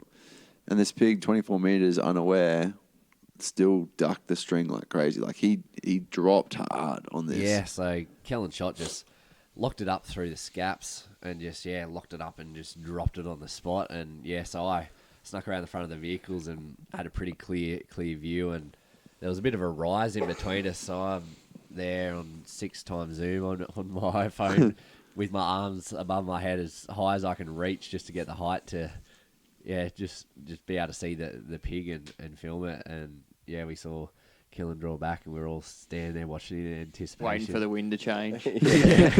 Based on previous events. So, he drew back and then just, stepped out clear of this bush, and this ball was just feeding broadside, and he let it off and just dropped him, and then we were like, got him. And then, we assumed the shot went high, and then, we were just like, oh, Kellan, where'd you have your pin? And he's like, oh, I thought I had it like 2-3 inches a bit further down for that. And I was like, oh, I've got it on film, I'll have a look. And turns out when you sort of go watch the film back frame for frame, that arrow wasn't even halfway to him yet, and he was already starting to move. And then we just sort of marked the point where that arrow made contact with him and went back to where he was fully standing as the shot went off. And Kellan aimed where he aimed perfectly for it. Yeah. And, it's unbelievable how much pigs can drop. Can do that, Sometimes you don't even I wonder if see. it's because he was so, because he was alone, he was just so much more aware of everything else. Yeah, I definitely believe animals sort of find a bit of comfort with Friends. Yeah. A bit like humans. Other ones around, they kind of rely on each other a bit more, and in times they can drop their guard a bit. Whereas, when they're on their own, and I guess that's what makes big solo boars such a hard feat, because they're that Definitely. switched on 24/7. Their senses are heightened, and they definitely make for a very big challenge. Yeah, and that goes back to before as well. Like, you know straight away whether it's a good shot or a bad shot. And like, that felt good. Like, everything about it felt right. But then when you look at the entry point, it's like, what happened? what the hell going on there? Yeah, and then, what did I do? But without that most of the footage time- or that film, we wouldn't have known. Yeah. Like, because in the moment, you don't see that. Yeah. Yeah, it was really good to have that. Yeah, That back to play, yeah. Yeah, 100%. and even like this morning, I filmed Kellan's other shot, and that arrow that hit a rock and skipped up. When we went back, I'd just use that footage to know the trajectory of that arrow and end up walking up the hill and finding it. Definitely. So it helps for finding arrows. It helps for reviewing the shot. It helps for recovering animals Recovering too. animals, Yeah, and- you see which trees they run between, or and then also just having those memories and being able to share it as well. Like, definitely. I've just grown up all my life filming hunting, so I just love it. Yeah, pretty crazy. I'm actually really looking forward to it because you gave me a little gift, which is one of your dad's original DVDs, which is cool. One of the last of them. Yeah, they're pretty hard to come by. And anyone that owns a copy of my old man's DVD that he brought out back in 2010 when Brad Smith was at the height of bringing out all his Feral Game and Hogs of Oz DVDs back in the day. Yeah, there weren't a whole lot of copies around, and yeah, pretty special if you still got a copy of that. So Definitely. Yeah, I'm looking forward to getting home and watching that, actually. It's going to be awesome. And which it was actually what you filmed a lot of. Hence why I made that comment in back general. when I was 7, 6, 7, 8 years old. Yeah, I feature on it at around the same time that most of that footage is from. And yeah, I think I was wearing a medium or a large my old man's shirt, which looked like a dress that came down to my knees. And yeah, I was only a skinny little kid. 100% amped up, just pumped on life. Yeah. With a pretty wild draw on me. But yeah, good old times. Good fun, definitely. And then we pretty much spent the next part of the morning, also the day, we were just along this ridge, and we had so many more little opportunities that never really came to fruition. We kind of drove a little bit further, and we came across a mob of pigs. We scared the goats were there as well, so we had to try and move the goats on. We ended up scaring them directly into the pigs, which was unfortunate. Hopped back in the car, we drove back over, and we found another pig up the hill, and then it ended up being one in the dam just right in front of us, which I didn't see at first. And then Kellan, you saw it, right? And you were like, "Oh, there's one right there." Yeah. And he was actually a good looking boar, and then he ran off. And we pretty much just played the runaround game, trying to find the pigs, and we'd walk up to them, stalk on them, see if they were good, and if they weren't, we were kind of letting the younger boars go for that time. Yeah, we were just kind of letting them be and backing out of the situation, leaving them undisturbed. And then we did some more glassing, right? We found another point to glass from. And your dad found that stonker down the hill. He's like, "That's a big pig. That's a big pig." Yep. And yeah, we were kind of trying to come up with a game plan as to how we would, go about it. Yeah, sort of trying to work out what the wind would be doing, because he was a fair way off. And yeah, we've kind of come up with a bit of a plan to do a big drive all the way around and then sort of come back in down below him with the wind direction. And yeah, we didn't know whether he'd still be there by the time we got there, but That was the plan. we never actually ended up getting there because we drove started off. to go back the direction we'd come again. We're just going back and forth this whole time and going down the track. And yeah, Kellan and my old man have pulled up, and Kellan hops out. He's just tells me to cut the engine, and he's like, "Yep." And Matty, Corey points at me. He's like, "You're up." "Yep, grab your bow." And we're like, "Oh, rightio. Something around there, is there?" And he's like, "Mob of rutting boars." And we're like, "Oh yeah, we're on here." You're like, where? And your dad was up on top of the hill. I was like, "Come on, get up here." So we get up there, and then this is how we started the podcast, right? The three men standing on the side of the hill giggling like school kids because we were so excited by these boars. They popped out and they just kept coming, and then there was squeals going on because one of them was kind of bugging the girls, and it just kept erupting and kept getting better. And essentially, what's that shrub stuff that they're in? What's that? It's like a little tea tree or something, isn't it? Yeah, just like briar bushes and long tussock grass. So you've got these big green spiky sort of briar bushes all over the place, and in between that pretty long tussock grass where if they're not in a bit of a clear gap, you're lucky to see their back half the time. And so that's literally what they walked into as we were watching them. They were walking into that, and we just like, okay, well, they're probably going to feed up. They're probably going to feed into the sun to try, because that wind was so cold, and we knew they were probably going to feed around. Shaded side of the range from the sun, and yeah, that southeasterly breeze that was just constant, and it was freezing cold. So we kind of knew their general direction, and it was funny when we first got there because throughout the day, just from our experience behind the place, we were like, "Oh, where are all these like hooky boars?" Surely, like we've looked over enough pigs, and then we found where they were. There was a lot of them, all on the few sows that were on heat, right? Yeah, and there was a lot going on, and it just kept erupting. It was incredible. It was one of those moments where you're like, "Oh, this is why you love bow hunting, going out in the bush and just being out with the adventure, because you just get to see this cool." Experience this incredible stuff that you've never seen that on the couch, that's for sure. Oh yeah, absolutely. Just being out there and being able to witness that at such a close range, and for anyone that hasn't heard some wild boars fighting and rutting and sort of squealing and that, like, you need to Get out. get It's out incredible. and find some, or Yeah. even like YouTube it, or just try and listen to it, because as a bow hunter, that's one of those sounds that's up there with a red roaring or a fallow buck Yeah, croaking his head definitely. off. Like, definitely gets your excitement, because you know that there's going to be a good dominant boar, and just being in on that running action is just a pretty cool experience. Yeah, so pretty much we'd end up glassing all of these boars and determining that a lot of them were actually very good shooter boars. And there was one in particular that we didn't get to look over, which was the brindle one. And I was like, what's your dad mean when he's saying brindle? Like, does he mean brindle in the sense of like black, yellow, like orange? Like, because my dog is a brindle staffy and she's got multiple colors, and that's a brindle to me. And you're like, no. Yeah, I was like, no. Like, in the shade, he'll look black, but when he's in the sun, he's old enough and all his hair's got split ends and they kind of look orange and sort of golden reflective in the sun.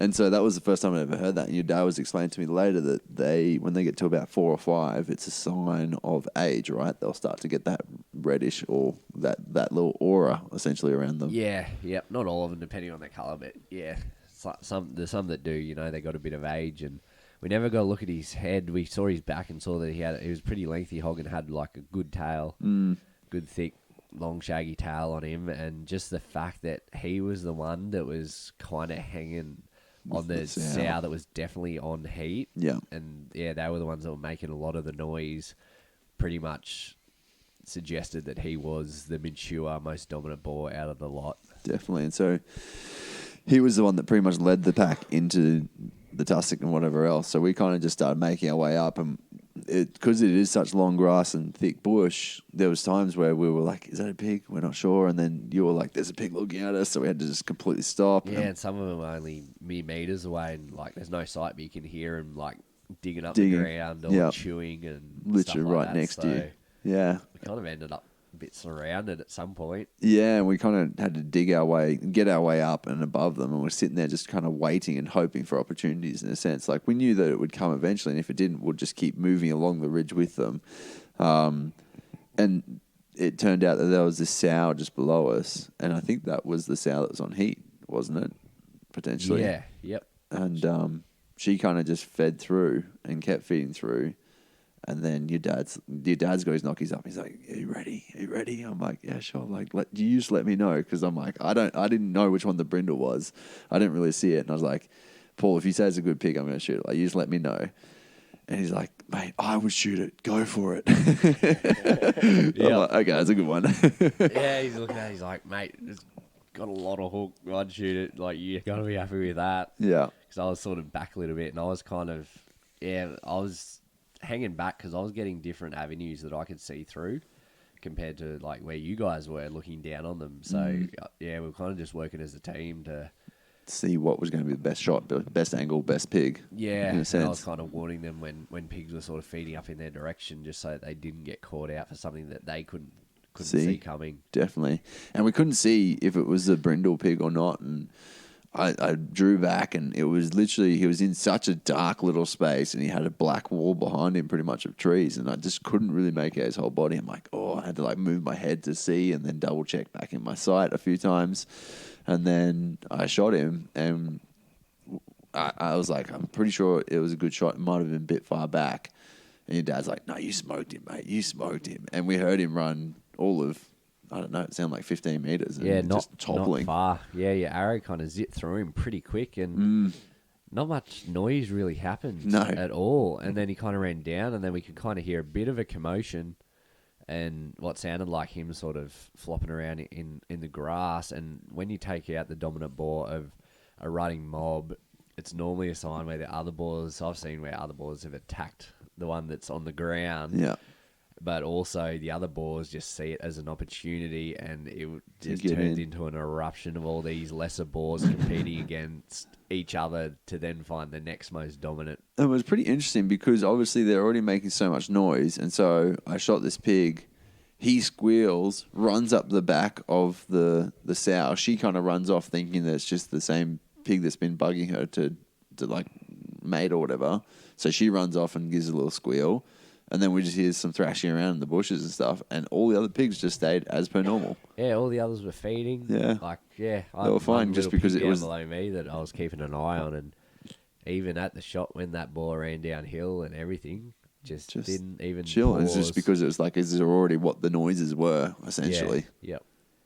And then you're like, get another arrow because there's more pigs coming more through. pigs coming up, and I was thinking, God, it's one of those situations where you just got to make the most of it. Yeah, exactly. Like, get as many boars as you can. Get another arrow. This pig's coming up, and he's looking at me. He's like, oh yeah, right, yeah. Yeah, I'm like, oh, of course. I'm like, hadn't really thought of it. We stood there for a little bit, and they kind of, didn't continue to come up, but sort of cut around a little bit. And your dad said, is Kellan feeling sick? Is he too sick to come and shoot a pig? And you're like, I don't think so. I'll call him. So I called Corey, and I was like whispering because I still had pigs It only. was like literally 5 meters from me, meters, and you're on the phone. Yeah, I'm there whispering in the phone. I'm like, Corey, tell Kellan to go back to the car and get his bow, follow the track up to the highest point, and I'll come and get you.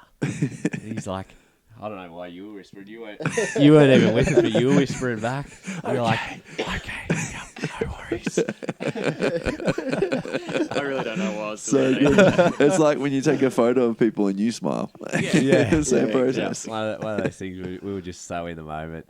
And so that happened, and they went up, and I sort of somehow crawled my way up through this thick, rocky bit of scrubby crap without making any noise, getting away from these pigs up to the top, and caught up with them. And we know like the rest of the mob sort of continued sort of around this real steep, and we were up on the top, so we tried to sort of loop around. The wind was coming up pretty much straight in our face, pretty good, so we just kind of needed to get above them and drop down in on them. And we did that, and the mob kind of split a little bit, and we heard squeals in one spot, then we heard other boars fighting in another spot, and we knew there were multiple really good boars that were there. So it was one of those situations where we were like, oh, we kind of just got to pick one and go for it. And I kind of looked at our best path down, and we went along a bit further and cut down, and they were just kept moving, and there were so many pigs. Like obviously the pigs that weren't involved with the ruddy and the boars and the sow and heat, there was lots of other family pigs just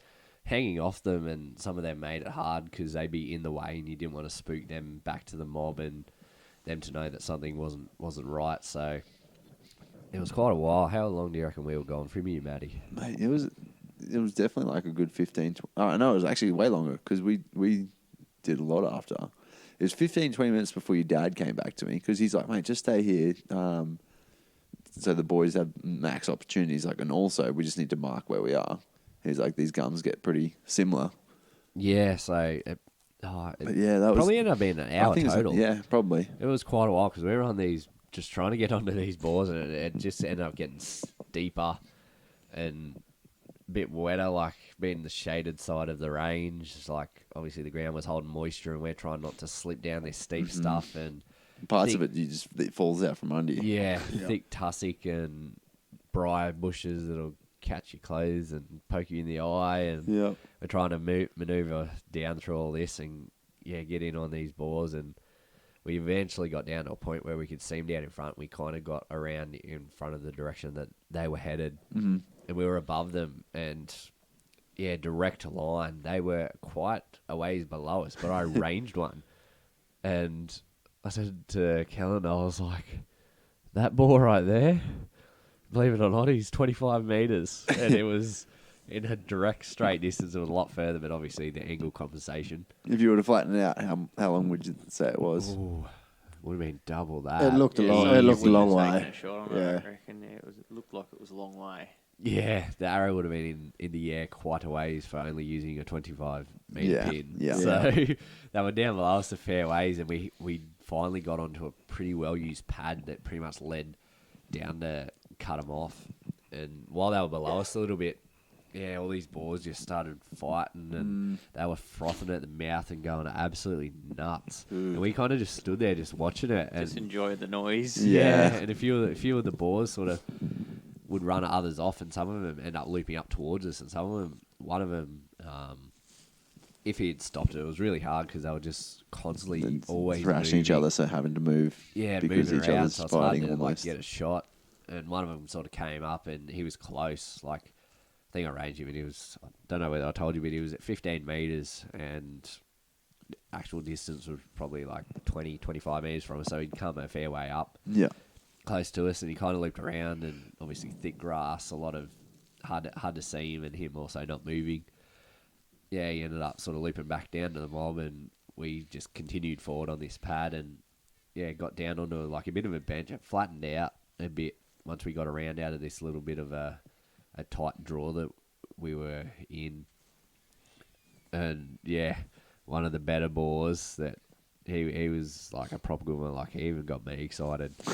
And I was like, "God, that is a cracker. Like, we have to get that black one." And he's like, "Yeah, no worries." And there was this other one that was actually bigger in the body, this motley colour fella. He was sort of dark in colour, but had a few lighter spots on his face and down his body. And I was like, "Oh, that one, shoot that one, he's pretty big." And I was like, "Oh, he hasn't got any hook, though. He's just young." And this other big hooky fella was just, it was just them two going at it, like, hard, constantly. Like, yeah, they had a few pretty epic blues, and they were only 20 metres. And yeah, it was just one of those things. Like, we did have clear view of them every now and again. They were kind of in and around these bushes, but they were coming out into the clear, but just didn't stop moving. So it made it very hard for Kellan to just have that, like, confident, comfortable shot, and they'll just move around. And then we hadn't moved from our situation, like our position, and one of the younger boys sort of looped up around towards us and was behind this bush, and he was all of 5 metres from us, but we couldn't actually see him. All I could see was the grass and moving, and I could just hear him there, and he actually caused majority of the mob to sort of come up towards us there at the base of this big tree, and we had this real thick stuff right in front of us. And at one point, I thought these pigs were coming straight for us, and I was like, "Kellan, draw back." They're going to knock our feet out from under us at one point. I was expecting them to come through this thick tussock grass and be all of 1 metre. Jesus. And get a frontal shot, just drive it down sort of the side of the cheek, I guess, down in that soft part of the neck, sort of down into the heart. And yeah, they sort of come up, in the dominant boar came up early in the piece.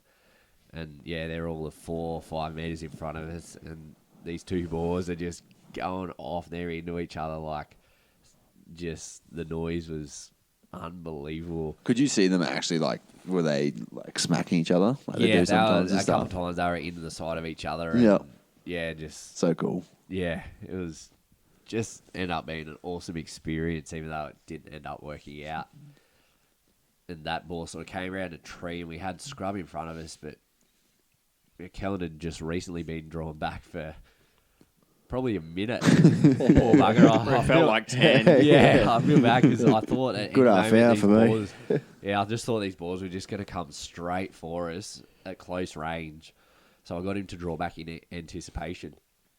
And he's sitting there, I was like, "You right, mate?" He's like, "Yeah." "You want me to slowly let down?" I was like, "Oh, can you hold it?" He's like, "Oh, yeah." And then after a little bit, I kind of worked out that they were kind of pretty content hanging in this thick scrub at the base of this tree. And I was like, "Yeah, you're right to let down." And then he barely had 10, 20 seconds to recover. And I'm like, "Draw back." So he Straight back into it. Back at full draw. And the dominant ball comes around the base of the tree, and we could kind of see there was a bit of scrub. And I said to Kellan, I was like, "Oh, it was like tight quarter away." I said, "Oh, mate, can you rake one into him?" He's like, "Yeah, you want me to shoot?" I was like, "Yeah, go for it," because there was a little bit of stuff in front, but we're like all of 4 metres, and there was enough gaps like through it that you could get like a pretty good flight path for that arrow. And he let one off, and kind of sort of hit him sort of forward in the leg, but the arrow kind of just hit something hard and just bounced out. And it was a very odd situation. And we kind of looked at each other, and he kind of gave a bit of a squeal as if like the other boar had got him again. Attacked him. And then yeah, all the boars and all the mob pigs, they just went nuts for a little bit, and this one boar just went barreling off down the hill, just out of there. And we were kind of like looked at each other. I was like, "Oh, just go grab that arrow. There's nothing on the arrow. Not a speck of blood. Not a speck of blood. And yeah, it was. So bizarre. Like, Yeah. to think of how much power our bows have and, like, they can punch through an animal, yet something like that where it, like, hits it and bounces off of it, you're like, oh, my God. Yeah, I'm assuming that it just sort of Hit elbow or something hit like elbow that. or pretty hard leg bone. And, like, what setup are you boys running, Kelly? I think 60. 65 pound, yeah. Yeah. And then what's your arrow weight? 454 grains. Yeah. So, well and truly enough to do the job. And all the other plenty of animals speed. that you guys actually like, he's got a lot of pass-throughs this weekend on decent-sized animals. So, Yeah. well and truly enough. But, yeah, this ball was just on another level.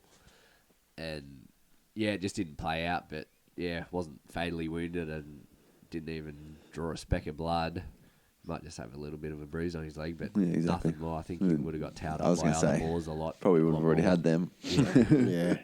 And in the meantime, Paul came back and he's like, mate, let's go find this pig. Because I was actually surrounded by pigs for ages. And I could hear where you guys were getting still like the pigs screaming down the valley. But then there was young ones back with me. And the young ones were having goes to the sow as well over here. So they're still rutting around me. I'm like sitting there with an arrow on for ages. Like, I might get a second shot here. I don't know what else is about. And I had literally pigs at meters from me, like you to meter away, Corey. So 1 to 2 meters away, I had sows walking straight past me. I'm like, okay, we'll just see what happens here. I'm like, please don't win these boys. That's all I was actually worried about, was like ruining the opportunity for you guys. But it all worked out well. They kept moving on. Paul came back and he's like, mate, we need to go find your pig. He's like, it'll just be down here. I'm like, yeah. So we both kind of went down our own ways to find them. We went down to the actual shot where I'd taken my shot from, and your dad just got so excited. He's like, mate, look at this. And there's just so much blood spray. He's like, that's incredible. He's like, this pig's down for sure. And so he went one way. I went the other way just for ease to get down. And he's like, mate, yeah, I'm pretty certain when we find this one, like, you're going to be well impressed with him. And then he was going down there. He was like, I found him. And he goes, oh, mate. He's like, get down here. So I run down the hill. And then sure enough, we found my big old tusky boar that I got to shoot today. We haven't really done much with him in the sense of like cutting him or boiling him out or anything like that yet. But I'm intrigued to see what he does. Like he's got one long hook on one side, one shorter one on the other side, but then the grinder is not great, right? The grinds on them. Yeah, the grind's just... Well, it's more the grinder back, but a lot of our boars here in the mountains, down at the bottom of the tusk where it sort of goes into the jaw, just the way their jaws are shaped, the grinders sort of sit, I don't know, a bit higher, and you don't get that grind right down to the gum line, so you lose a bit. Like, for scoring purposes, you lose a bit. But that's not... To be honest, I don't really care much about the score at the end of the day. I'm just stoked on the whole he's an situation. Impressive set of hooks on him, I mean, regardless. the most bizarre thing to me is like, for me, the hooks don't match the pig. And what I mean by that is like, and this is exactly what your dad was saying to us, like there's occasionally 40-kilo boars up here that have some of the most impressive teeth on them. And that's kind of exactly what this guy was, like 40, 45 kilos, probably dripping wet. And then just had like a massive set of hooks on him. And when we were aging him and having a look at him, your dad's like, he was probably born in the drought. So his first year or so of life were pretty dismal. Hence why his growth is somewhat stunted. And now you have a look at him, he's a big dominant pig within this batch, despite not being big, essentially. Yeah, he just had that age on the rest, I think. He definitely shot the oldest, dominant, most mature boar. And he was the brindle one, and hence why we started talking about the brindle side of things as well. So, yeah, it's almost like a red or yellow tinge around the top of the tips of their hair. Yeah, pretty cool. Yeah, so... Yeah, after all, our sort of bit of a hunt went down, we started making our way back around to Matty, and yeah, we're coming around. As I was coming around, I was like, oh, I'm not really good at imitating the sound of rutting boars, but my old man is very good at it, and there's been multiple occasions he's sort of, played a bit of a prank on me and some mates, because he's pretty good at it. And I said to the boys, I was like, oh, I wish I could do it as good as my old man, but I'll give it a go. And then, he responded straight away. And I knew it was me. Yeah. And I was like, oh, they're not How did it fun. go, Liam? Oh, I don't know. I probably can't do it. Yeah, I've got a bit of a head cold at the moment and a blocked nose, so... Wouldn't work as well. Yeah, no, we both had you and just both responded as soon as you gave us a hit. We're like, yeah, oh. yeah. And I'm like, oh, not far. And I just yelled out. I was like, where are you? And he's like, oh, just over here. You see that real big gum tree? If you leap down around below that, there's a clear path. And I was like, oh, I'm on a pad and I'm walking towards Matty and I can see him. I was like, oh, I can go straight to the tree. And I walk up and I was like, oh, well, right there where your arrow is. And Matty's like, oh, no way. We've been looking for this arrow. And here it is. Like, they obviously couldn't see it, but I'm coming in from the side. You just had perfect angle. Yeah, Where we were looking at was straight down, so we couldn't see it at all. Yeah, and I'm like, oh, here's your arrow. And you're like, oh, no way. The arrow's literally gone. It's all so funny that because way. me and your dad had just had a conversation about like we don't mind losing an arrow on an animal. Like if you've got an animal, it's great, and it's just a bonus if you get it back. And Yeah, so, yep. and then you're like, oh look, there's your arrow. I'm like, far out. I'm like, there you go. I'm like, I guess that's the cherry on top. Yeah, and then we come over and had a look at the head and unbelievable. Yeah, pretty darn stoked, that's for sure. Yeah, no, he's a cracking boar. We've got a photo like Liam Woods now on the side of the hill. Yeah, just the whole rutting situation and how the hunt turned out, it was just so action packed, and the day as a whole, and that's not even where it ended, to be honest, because we were still pretty keen to. Kellan had a lot of bad luck, I guess, and things didn't go his way with wind on a lot of opportunities, and we were pretty keen to get him in on a boar that had a bit of hook for him, and there was still a bit of light left, and in that whole time that I guess Matty and the old man were waiting for us to come back, they had a bit of time to sort of glass, See where everything have else a look was around, going. and they found where some other pigs did sort of come out along the ridge, and I was like, oh, Kellan, go with me, old man. You're up. Yep, you're up again. You get my jogging shoes on, I knew that. Try and keep up. Yeah, so you guys took off up the mountain as light was fading, and how'd it go? Yeah, we started trotting off up the hill and put a bit of pace on, try and beat the daylight, and then we finally spotted two boars. One had a bit of a limp, and he said, that one right there, that one with the limp, we gotta go. So we run over, and we sort of got in a really good position. The wind was in our favour, and we're just like, had a really good vibe about it. Everything was going well for once. It was just like finally going to end the day on getting myself a nice boar. He had some good teeth. Wasn't no record breakers, but definitely had some good teeth on him. And we got in this perfect position behind this shrub, and then this other boar just walked up and just gave him a bit of a nudge. Yeah, and just nudged him off, and he just probably went another 10 metres, and he dropped just below this ridge, and we were standing there, and you could just see the top of his head and the top of his backbone. And so we just sort of waited it out just to see what would come of it. And then he started trotting off to the left, so we sort of followed with the wind and kept on the side, and we sort of really slowly just tracked down. And then he just disappeared. We could see him just walking away from us. And we're like, oh, God damn it. But then when we looked, that other boar, I don't know what the go was with him. He just must have been pushing him away, whether he knew that we were there or... anyways, we ended up backtracking back. And, we were both disappointed. And I think he was a bit more disappointed than me, because he was so set on getting me something. And, we backtracked right around, and we ended up going back up, looped around, and then we're going back towards the car. And it was near on dark, it was really close to being no light. And we had another bit of a jog going on because we thought we might get one last opportunity at the daylight, And we just got down there, and he's like, right, stop. We got two boars here. And he looks at me and he's like, you're kidding me.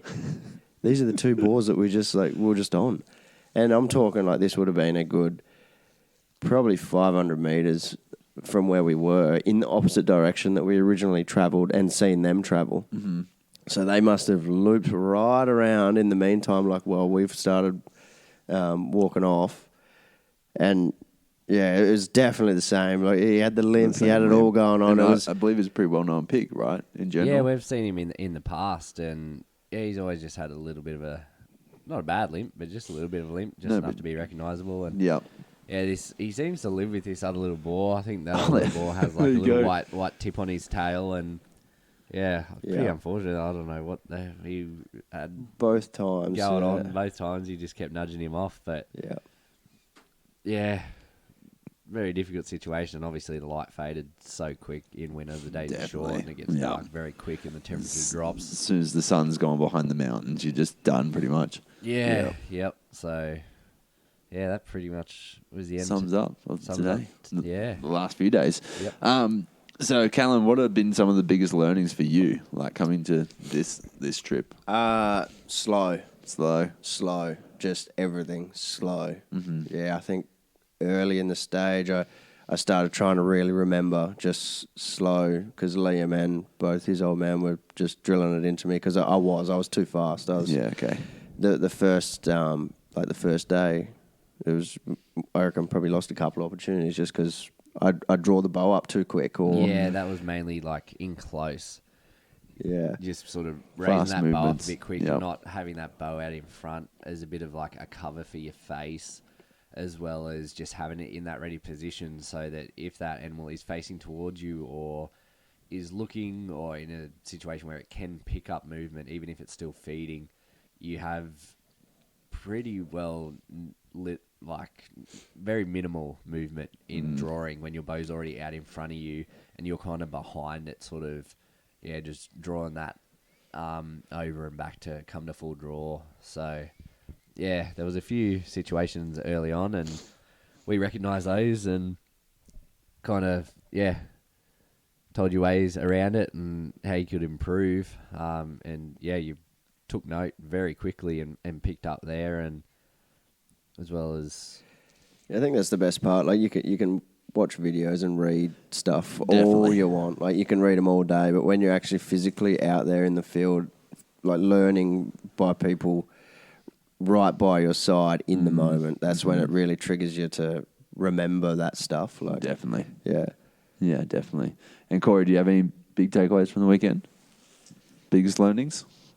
Oh, I probably learnt a lot. I mean, just that experience that Liam and his old man has as a whole, really. Just lots of little tips and techniques, and just watching how they would go about things. And I think the most important thing to take away is time in the bush is super important. Yeah. Like, it wouldn't even matter if you didn't take your bow, if you were just out in the bush watching the animals and learning their movements and, putting yourself in a position so the animal can't see you. Yeah. Learning about winds. Kellan has a bit to learn about winds. It's hard, especially in this country. There's just swirls a lot so much. that you can't do. Like, you try your best and you're constantly checking the wind with like a wind puffer, and sometimes like you can't just magically teleport to the other side of them when the wind turns around. So it's just, trying to learn the wind patterns and how the sun and shade and certain gullies and areas and shape of the land does affect that. Having a bit of an idea of it, like, even then, me and my old man, we hunt this up here very regularly, and as we've told you regularly, we get this all the time. In this type of country, wind is probably the most difficult aspect. Yeah, and it sucks when you're on the biggest animals and it just doesn't work out. It's like, oh. Yeah, yep. Always the way it seems to happen. And the other thing that your dad had said was, he many times he'd just put down his bow and just stalked on animals, see how close he could get, to actually touch them. That was always the goal, right? If you come across an animal that you're not going to shoot, not going to shoot for either meat purposes or trophy purposes or whatever it be, growing up, even when I was learning back in the day, and even now, even sometimes, if there's something in front of me, I'll challenge myself, see how close I can get to it. Just even now, learning sort of different behaviours and being able to read them and certain situations, and using the lay of the land and the bit of cover you do have. And like, I think at one point today, Kellan, I said to you, I was like, oh, like a good tip is try and stick to the shade, because when you're out in the sun, you kind of like do reflect or stand out a lot more. So especially whose jumper was it today? Or yours, wasn't it? Yeah, my camo, which was something I wasn't aware of. But bright, Larry, reflective sign on the Liam was probably 15, 20 meters above me. Yeah. And was looking down on me. You could see reflective pieces on my bag and my camo itself. So, yeah, I shouted out to him. I was like, Corey, what camo you got on? What's it say on your arm? And he read it out, and I was like, that's very strange for a camo brand to put a reflective name brand off on of the sun. That shines. And, like a mirror to she's the like, animals. Oh, thanks for that. I'll have to get a Sharpie and colour it in. Definitely. No, that's awesome, boys. Well, thank you once again, Liam. Thank you to your dad again, Paul, for having us here. It's been absolutely incredible. It's been a fun few days, and it's been nice to meet you boys as well and share camp with you. And Yeah, right back at you, mate. yeah, and Yeah, it's been unbelievable. Like, yeah, as I said earlier on, I've had a lot of fun, and I didn't even carry my bow, and neither did my old man. And just the excitement of being able to get you boys those opportunities and all the learnings you got from it. And yeah, all of us are kind of pretty well like-minded people, and yeah, we just makes it easy, right? You Yeah, just have makes a it good very time in easy. camp. Yeah, that's awesome. Well, no, thanks again, man, and thanks, boys, for joining us for the podcast. no worries, mate. I'm sure it won't be the last time. Definitely not. That wraps up this week's episode. Thank you so much for joining us, team. If you did have any topics, questions, or you wanted to suggest a guest for Becoming a Bowhunter, you can send me an email at matty@becomingabowhunter.com. If you are enjoying the show or you've enjoyed in particular episodes, please do me a solid and share it around with your friends.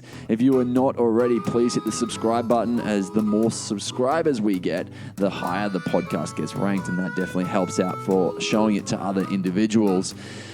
If you are not already following me on Instagram, it's at becomingabowhunter.podcast, and on YouTube, it's Becoming a Bowhunter.